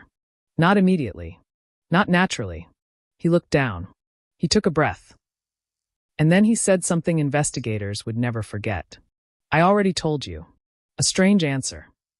Because nobody had asked that question before. Not like this. Not after 40 years. Detectives noticed. They noticed the hesitation. They noticed the wording. And they realized something important. Michael Voss was not just remembering the investigation. He was remembering the night. The interview ended without an arrest. Investigators still needed more evidence. They needed the complete truth. But something had changed. The case was no longer a forgotten disappearance. It was an active investigation. And as detectives continued digging, they discovered one final connection. A hidden relationship between Michael Voss and Thomas Bell. A connection that had never appeared in the original investigation. A connection that could explain why two men with ties to Emily had both escaped attention for decades. And when investigators uncovered what happened between them in the days after Emily disappeared, they realized the biggest secret of the case had not been hidden in the evidence. It had been hidden in the people who knew the truth. The secret had survived for nearly 4 decades. Not because it was impossible to find. Not because it was protected by some perfect plan. But because the truth was buried beneath ordinary moments. A handshake. A conversation. A forgotten friendship. A connection nobody thought mattered. Until detectives finally looked at the case from a different angle. For years, investigators believed Emily Carter's disappearance was a story about one person. One suspect. One unanswered question. But the evidence was now revealing something much more complicated. The people surrounding Emily were connected in ways nobody had recognized in 1986. And the biggest discovery came from a name that had never been considered important. Thomas Bell. For decades, Bell had lived with the image of a grieving former coworker. A man who lost someone he knew. A man who answered questions. A man who appeared helpful. But when detectives reviewed his history, they discovered a connection that changed everything. Thomas Bell and Michael Voss had known each other long before Emily disappeared. Not casually. Not by coincidence. They had worked together years earlier. They shared friends. They attended the same gatherings. They were connected through the local automotive community. The same small circle. The same places. The same people. And suddenly, investigators understood why the original investigation had struggled. They had been looking at individuals. They should have been looking at connections. Because sometimes the biggest clue is not who someone is. It is who they know. Detectives began mapping the relationships around Emily Carter. A massive timeline was created. Names. Dates. Locations. Phone calls. Every interaction was placed on a board inside the investigation room. And slowly a pattern appeared. Emily had crossed paths with both men repeatedly. Voss knew her through the repair shop. Bell knew her through work. Both knew her schedule. Both knew the community center. Both had reasons to be near the area that night. But the question remained. Did they act together? Or was one person hiding something from the other? Investigators returned to the night Emily disappeared. The timeline became the battlefield. 8:35 p.m. Emily finishes her shift. 8:42 p.m. Emily walks toward her vehicle. 8:50 p.m. A vehicle is seen leaving the area. 9:15 p.m. A witness reports unusual movement near an old road outside town. The problem was the missing time. Those 30 minutes. Those moments nobody could explain. The moments where everything happened. Detectives believed Emily was not taken immediately. They believed there was a conversation first. A confrontation. A moment where Emily recognized the person approaching her. Because if a stranger had appeared in that parking lot, investigators believed Emily would have reacted differently. She would have run. She would have screamed. She would have attracted attention. But nobody heard anything, which meant whoever approached her had something strangers did not have: trust. The investigation team searched through Emily's personal life again, and they found another forgotten detail: a journal entry. Emily kept notes about her daily life. Nothing dramatic. Simple thoughts. Plans. Reminders. Small pieces of her world. Most of the journal had already been reviewed in 1986, but one page had been overlooked. A page investigators originally considered irrelevant. It contained a sentence written only days before she disappeared. "Someone keeps asking questions about me." That was it. No name. No explanation. Just one sentence. But decades later, that sentence carried a completely different meaning. Who was asking questions? Why? And what did they want to know? Detectives interviewed people who had known Emily. One former neighbor remembered seeing Thomas Bell near Emily's apartment. Not once. Several times. Bell claimed he was only visiting friends nearby, but investigators found no evidence supporting that explanation. Another witness remembered something even stranger: a conversation at the repair shop. A few days before Emily disappeared, Bell and Voss had argued quietly. Nobody knew what they were discussing. Nobody heard the entire conversation. But the witness remembered one phrase: "Don't make this worse." At the time, it meant nothing. Years later, it became one of the most disturbing pieces of information in the case, because investigators had spent decades searching for a motive. Now they were finding signs of fear, signs of pressure, signs that something had happened before Emily vanished. The police searched through old financial records. They examined phone histories. They reviewed employment records. And they found another connection. Shortly after Emily disappeared, both Voss and Bell changed their routines. Voss left Minnesota. Bell stopped working at the community center. Both decisions appeared normal individually. Together, they looked different. The investigators knew they needed more. A theory was not enough. A suspicion was not enough. They needed proof. So they returned to the evidence that started everything: the fingerprint. The single overlooked detail. The reason the case had awakened. The fingerprint had been found on the inside door handle of Emily's car. Not outside. Inside. That detail mattered, because it meant whoever left it had been inside the vehicle. The defense could argue many explanations. Someone touched the car earlier. Someone helped Emily. Someone examined the vehicle.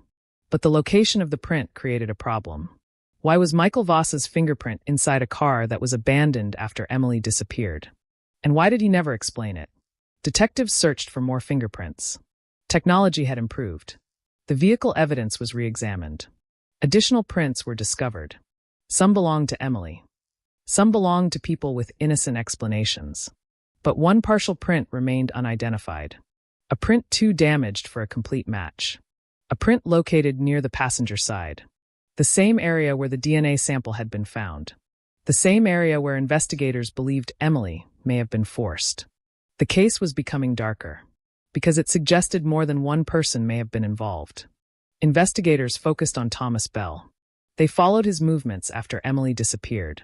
They discovered something shocking. The day after Emily vanished, Bell visited the repair shop where Voss worked. A visit that had never been mentioned. When questioned, Bell denied being there. But an old employee remembered seeing him, and a repair receipt placed him at the location. Why did Bell lie? What was he hiding? The detectives now believed the answer was somewhere between those two men. Michael Voss. Thomas Bell. Two people connected to Emily. Two people who had avoided suspicion. Two people who had carried pieces of the truth for decades. But then another unexpected clue appeared. A letter. A handwritten letter found among old belongings after a former employee passed away. The letter was never sent. Never delivered. It was written by Thomas Bell in 1987, 1 year after Emily disappeared. And inside the letter was a sentence that immediately caught investigators' attention. I should have told them what I knew. For decades later, those words reopened the entire case. Because suddenly, detectives had something they had never had before. A possible admission. A confession hidden in the past. But the letter raised a terrifying question. What exactly did Thomas Bell know? And why did he stay silent for 40 years? As investigators prepared to confront him again, they discovered that Bell had kept another secret. A secret connected directly to the night Emily vanished. A secret that would reveal whether he was protecting someone else or protecting himself. The letter changed the direction of the investigation. For 39 years, detectives had been searching through physical evidence. Fingerprints, DNA, old photographs, police reports. But now, for the first time, they had something different. A piece of the past written in someone's own words. A confession that was never meant to be found. A sentence that carried the weight of decades of silence. I should have told them what I knew. Those words written by Thomas Bell became the center of the investigation. Because investigators understood something immediately. People do not write sentences like that without a reason. Regret has a memory. Guilt has a voice. And sometimes, the truth survives in the places where people think nobody will ever look. The letter was dated February 1987, 1 year after Emily Carter disappeared. It was addressed to an old friend who had moved away from Minnesota. But it was never mailed. The envelope remained sealed, hidden inside a box of personal belongings. For years, it sat untouched, waiting. The detectives carefully examined every line, every word, every hesitation. The letter did not contain a direct confession. It did not say what happened to Emily. It did not name a person responsible. But it revealed something investigators had never known. Thomas Bell knew more than he admitted. He wrote about the night Emily disappeared. He mentioned seeing her car. He mentioned Michael Voss. And he mentioned a conversation he had with Voss shortly after the disappearance. A conversation nobody knew about. A conversation that changed everything. According to the letter, Bell confronted Voss after hearing rumors around town. Bell wrote that Voss seemed nervous. Different. Not like someone who was shocked by a missing person. Like someone who was afraid of something being discovered. Investigators immediately focused on one question. Why did Bell wait 40 years to tell anyone? The answer appeared complicated. Fear. Shame. And possibly guilt. Detectives located Thomas Bell again. He was older now. Nearly 70. His life had changed completely. The confident man from the 1980s was gone. In his place was someone carrying decades of unanswered questions. When investigators showed him the letter, Bell immediately recognized it. He did not deny writing it. He did not claim it was fake. He simply sat silently. For several minutes.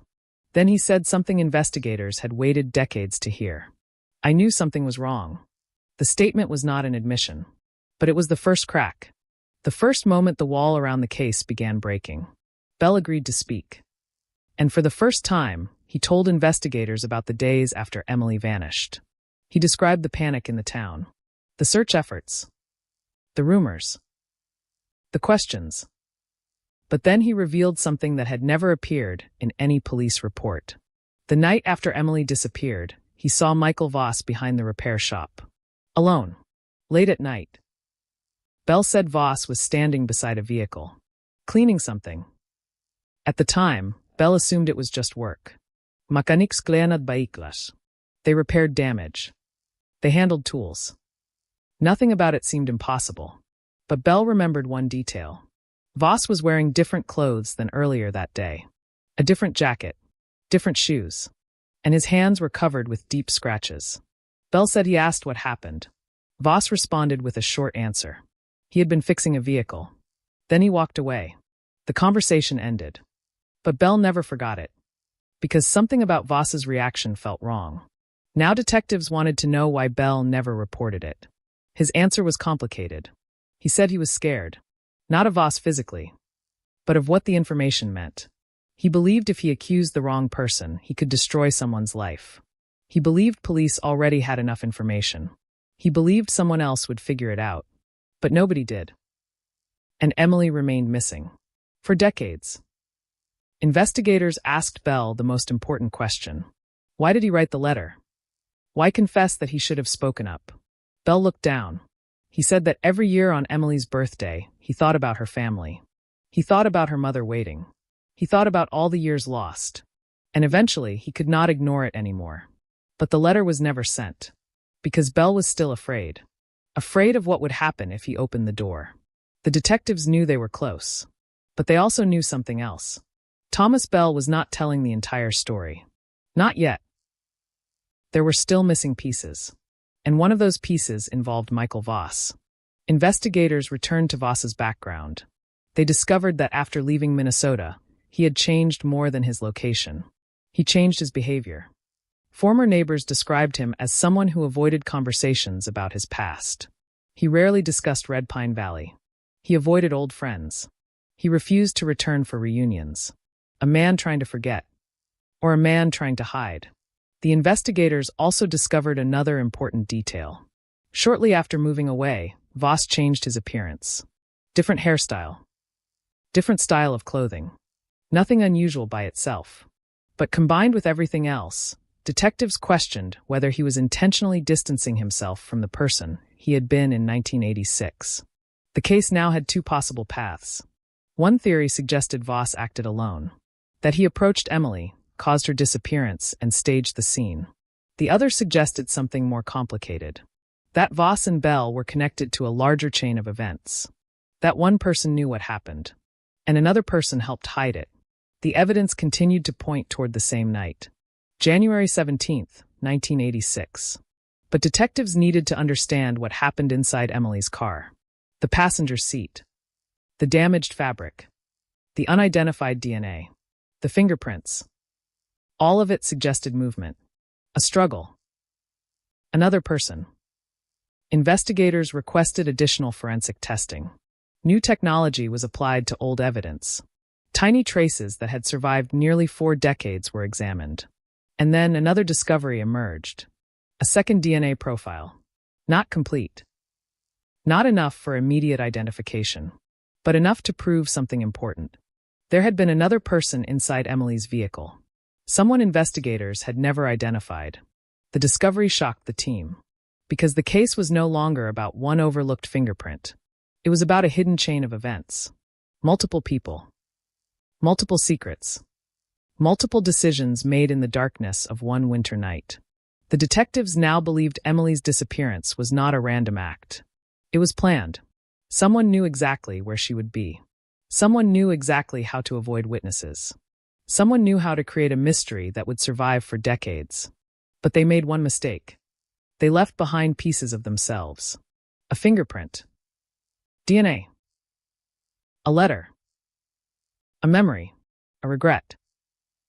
The truth had been scattered across time, and now investigators were collecting every piece.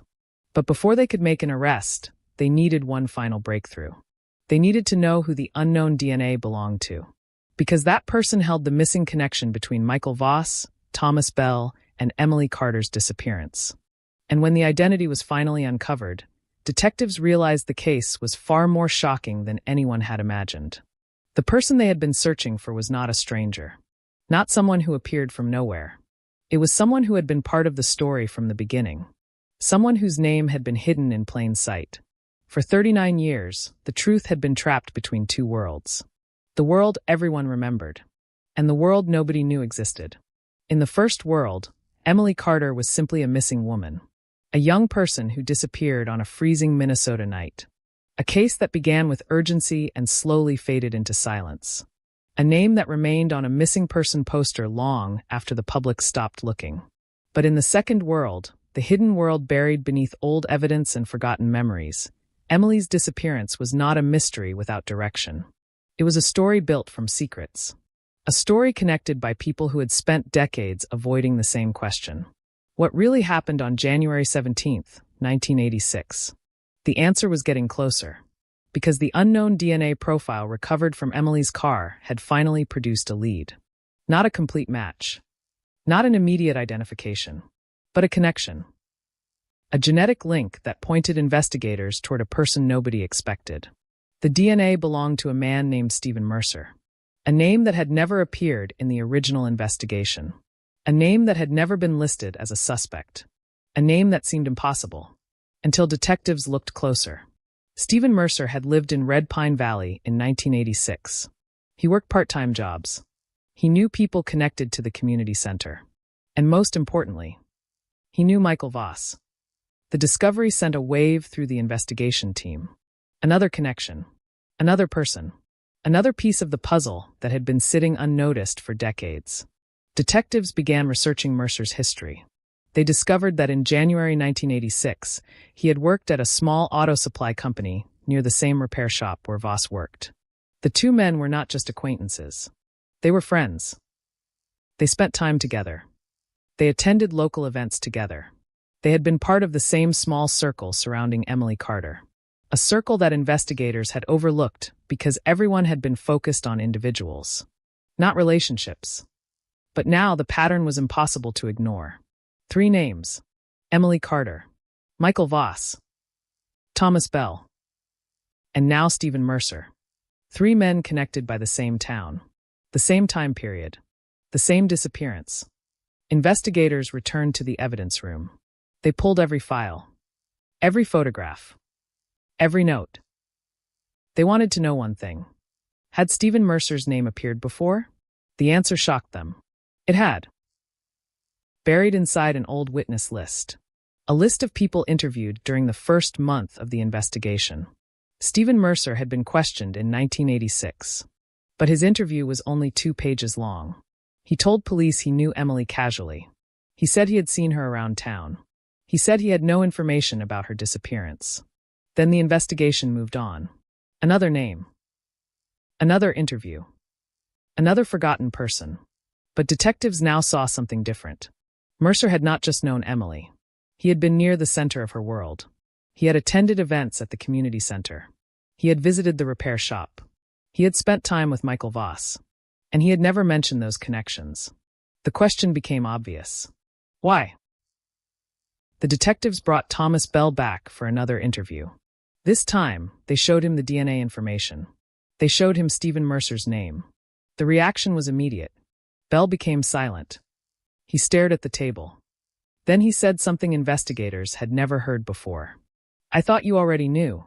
That sentence changed the room, because it suggested Bell believed police had already discovered Mercer's involvement. But they had not. They had never known.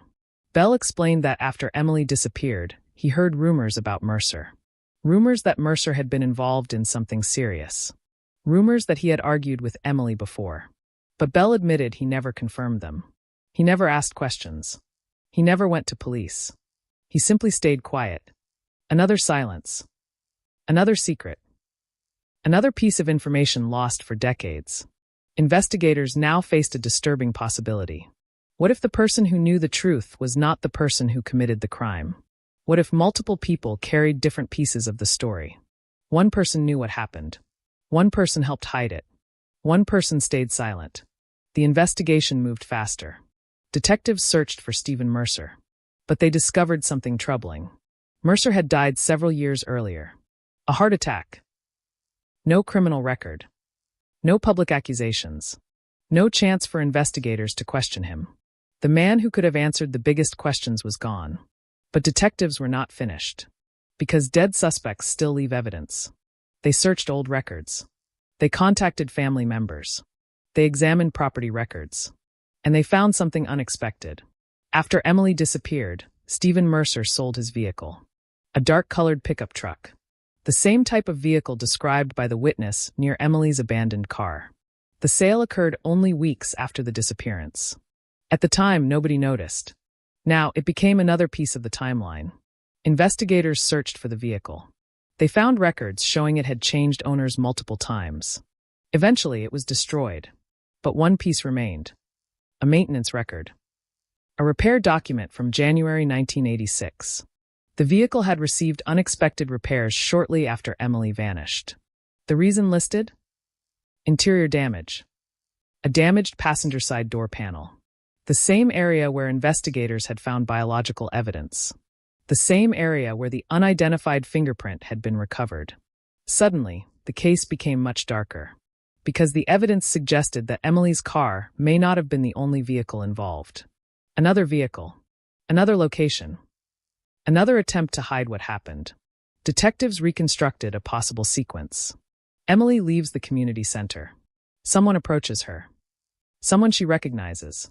She enters the vehicle. Something goes wrong. The vehicle moves. Emily's car is later abandoned, and someone leaves behind a tiny piece of evidence. A fingerprint, a biological trace, a mistake that survives decades. But investigators still needed to know exactly what role each person played. Was Michael Voss the person who touched Emily's car because he was responsible? Or because he helped cover something up? Was Thomas Bell silent because he was afraid? Or because he was involved? Was Stephen Mercer the missing link? Or simply another person connected by coincidence? Cold cases are rarely solved by one revelation. They are solved by pressure. By asking the same questions until someone finally breaks. And investigators knew there was still one person who had never truly answered. Michael Voss. The fingerprint. The timeline. The lies. The unexplained move away from Minnesota. Everything pointed back to him. Detectives prepared for one final interview. But this time, they were not going to ask about memories. They were going to ask about facts. They were going to show him everything. The fingerprint. The DNA connection. The letter. The witness statements. The vehicle records. For decades of unanswered questions placed in front of him, and investigators believed something would happen. Because people can hide secrets for years. Sometimes decades. But when the past finally catches up, when every door closes, when every explanation disappears, even the strongest stories begin to collapse. The interview with Michael Voss would become the moment that changed the entire case. Because after 40 years of silence, detectives were about to hear a version of the truth that nobody had ever heard before. A story filled with fear, betrayal, and one final decision made on the coldest night Minnesota had ever forgotten. For nearly 40 years, Michael Voss had carried a secret. A secret hidden behind ordinary conversations, behind normal routines, behind a life carefully rebuilt far away from the town where Emily Carter disappeared. But secrets have a way of surviving. They remain inside old photographs, inside forgotten documents, inside the memories of people who were there. And now, in an interrogation room surrounded by evidence from a case that refused to die, Michael Voss was finally forced to face the past. The room was quiet. No cameras flashing. No reporters outside. Just detectives, paperwork, and a man who had spent decades avoiding the one name that always followed him. Emily Carter. Detective Daniel Reeves placed the evidence on the table. Not all at once. Slowly. Methodically. The fingerprint report. The DNA connection. The witness statements. The letter from Thomas Bell. The vehicle records. Every piece represented a year of unanswered questions. Every piece represented a moment when the truth had almost surfaced. Voss looked at the documents. At first, he remained calm. He repeated the same explanation he had given for years. He knew Emily. But barely. His fingerprint could have been there from a harmless encounter. His connection to the area was only coincidence. His departure from Minnesota was unrelated. Everything had an explanation. Everything had a reason. But detectives had heard explanations before. They knew the difference between a mistake and a pattern. And Michael Voss had become a pattern. They asked about the night Emily disappeared. January 17th, 1986. They asked where he was. Voss said he was home. They asked if he saw Emily. He said no. They asked if he entered her vehicle. He said absolutely not. Then Detective Reeves placed a photograph on the table. The interior of Emily's car. The exact location of the fingerprint. The passenger side. The area where investigators believed someone had been sitting. Voss stared at it. And for the first time during the interview, his expression changed. Not dramatically. Not enough for anyone who did not know what to look for. But detectives noticed. A hesitation. A pause. A moment where the confident story became less certain. Reeves asked a simple question. Why is your fingerprint inside Emily Carter's car? Voss looked down. He did not answer immediately. The silence lasted several seconds. Then he said something unexpected. I was trying to help her. The words changed everything. Because it was the first time Voss admitted being near Emily's vehicle. For decades, he had denied it. Now, suddenly, he was offering a different story. According to Voss, he had seen Emily struggling with her car that evening. He claimed he stopped because he thought she needed assistance. He said he opened the passenger door while checking the vehicle. He said Emily was still alive, still speaking, still herself.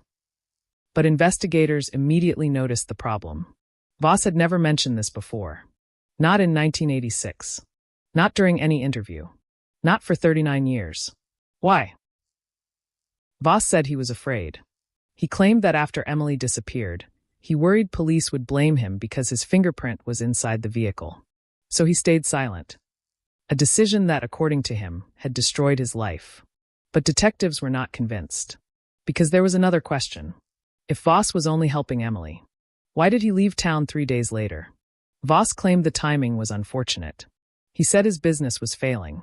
He said he had planned the move before Emily vanished. But investigators had already checked. The business records told a different story.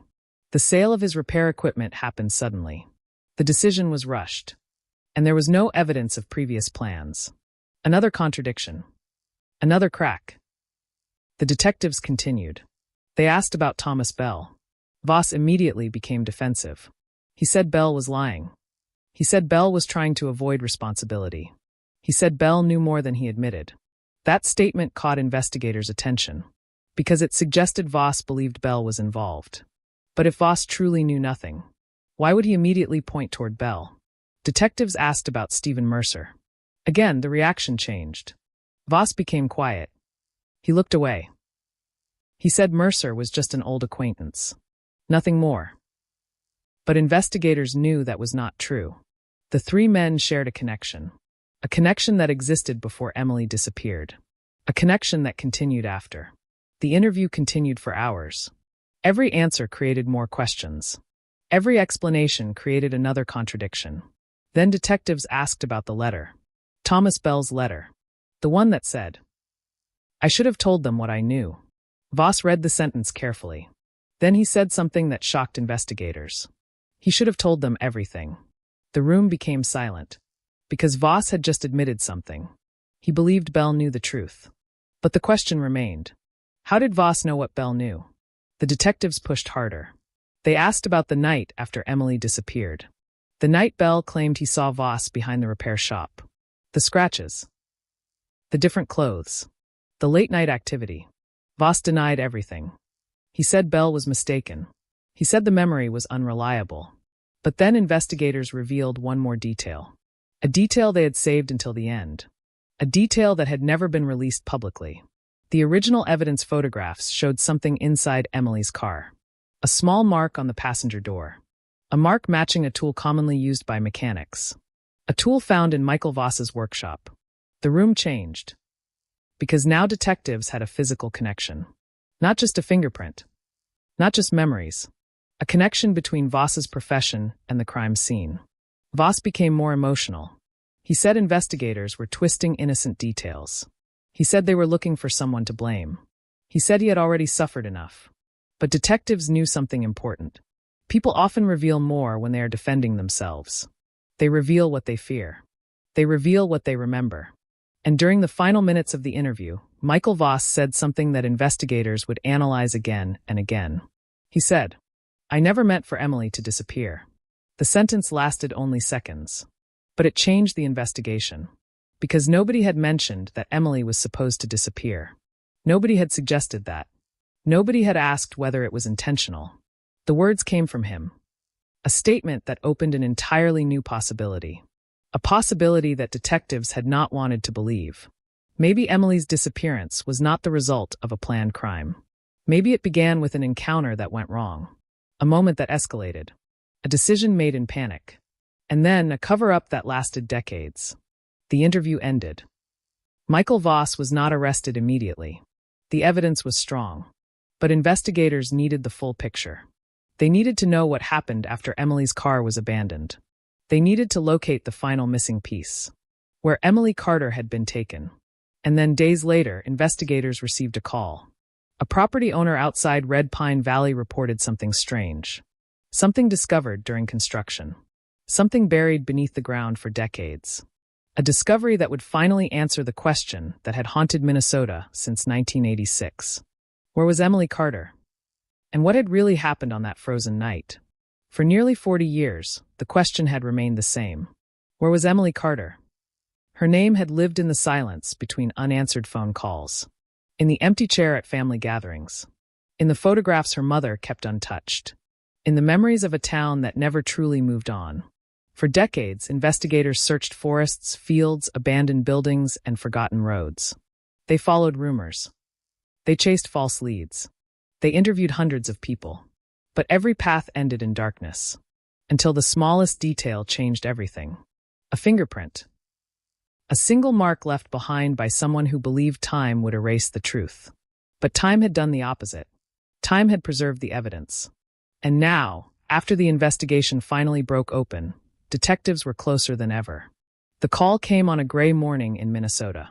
A construction crew working outside Red Pine Valley had uncovered something unusual. Workers were clearing land near an old private road that had been abandoned for decades. The area had once been used by logging companies, a place few people visited, a place where snow covered the ground for months every year. The property owner reported finding old material buried beneath the soil. At first, nobody thought it was connected to Emily Carter. After nearly 40 years, investigators had learned to be careful. Every discovery could be important, but every discovery could also be a coincidence. Detectives arrived at the location. They examined the area. They studied the ground. They looked at the surrounding landscape. And then they found something that changed the investigation forever. A piece of fabric. Old. Damaged. But recognizable. The same material type connected to clothing Emily was wearing the night she disappeared. The search expanded immediately. The area was secured. Forensic teams arrived. The quiet land outside Red Pine Valley became the center of the biggest investigation the town had seen in decades. Every shovel of dirt. Every object recovered. Every fragment examined. The past was finally being uncovered. Days passed as investigators worked through the site. Then came the discovery everyone had feared. Human remains. The confirmation was devastating. After 39 years of uncertainty, Emily Carter had finally been found. The mystery that had haunted Minnesota for generations had an answer. But finding Emily did not end the investigation. It began the final chapter, because investigators still needed to understand what happened. Who was responsible? And why? The forensic examination revealed details that changed the timeline. Emily had not disappeared voluntarily. She had not left town. She had not started a new life. She had been a victim of a crime hidden behind decades of silence. The discovery brought overwhelming emotions to Emily's family. For years, they had lived between hope and grief. They wondered if she was alive somewhere. They wondered if one day she would return. Now they finally had the truth. Painful. Unimaginable. But real. Her mother, Margaret Carter, who had spent decades waiting for answers, described the moment as both heartbreaking and relieving. The waiting was over. The uncertainty was over. The nightmare finally had a name. But investigators still had work to do. Because they knew exactly where the trail led. Back to the evidence. Back to the fingerprint.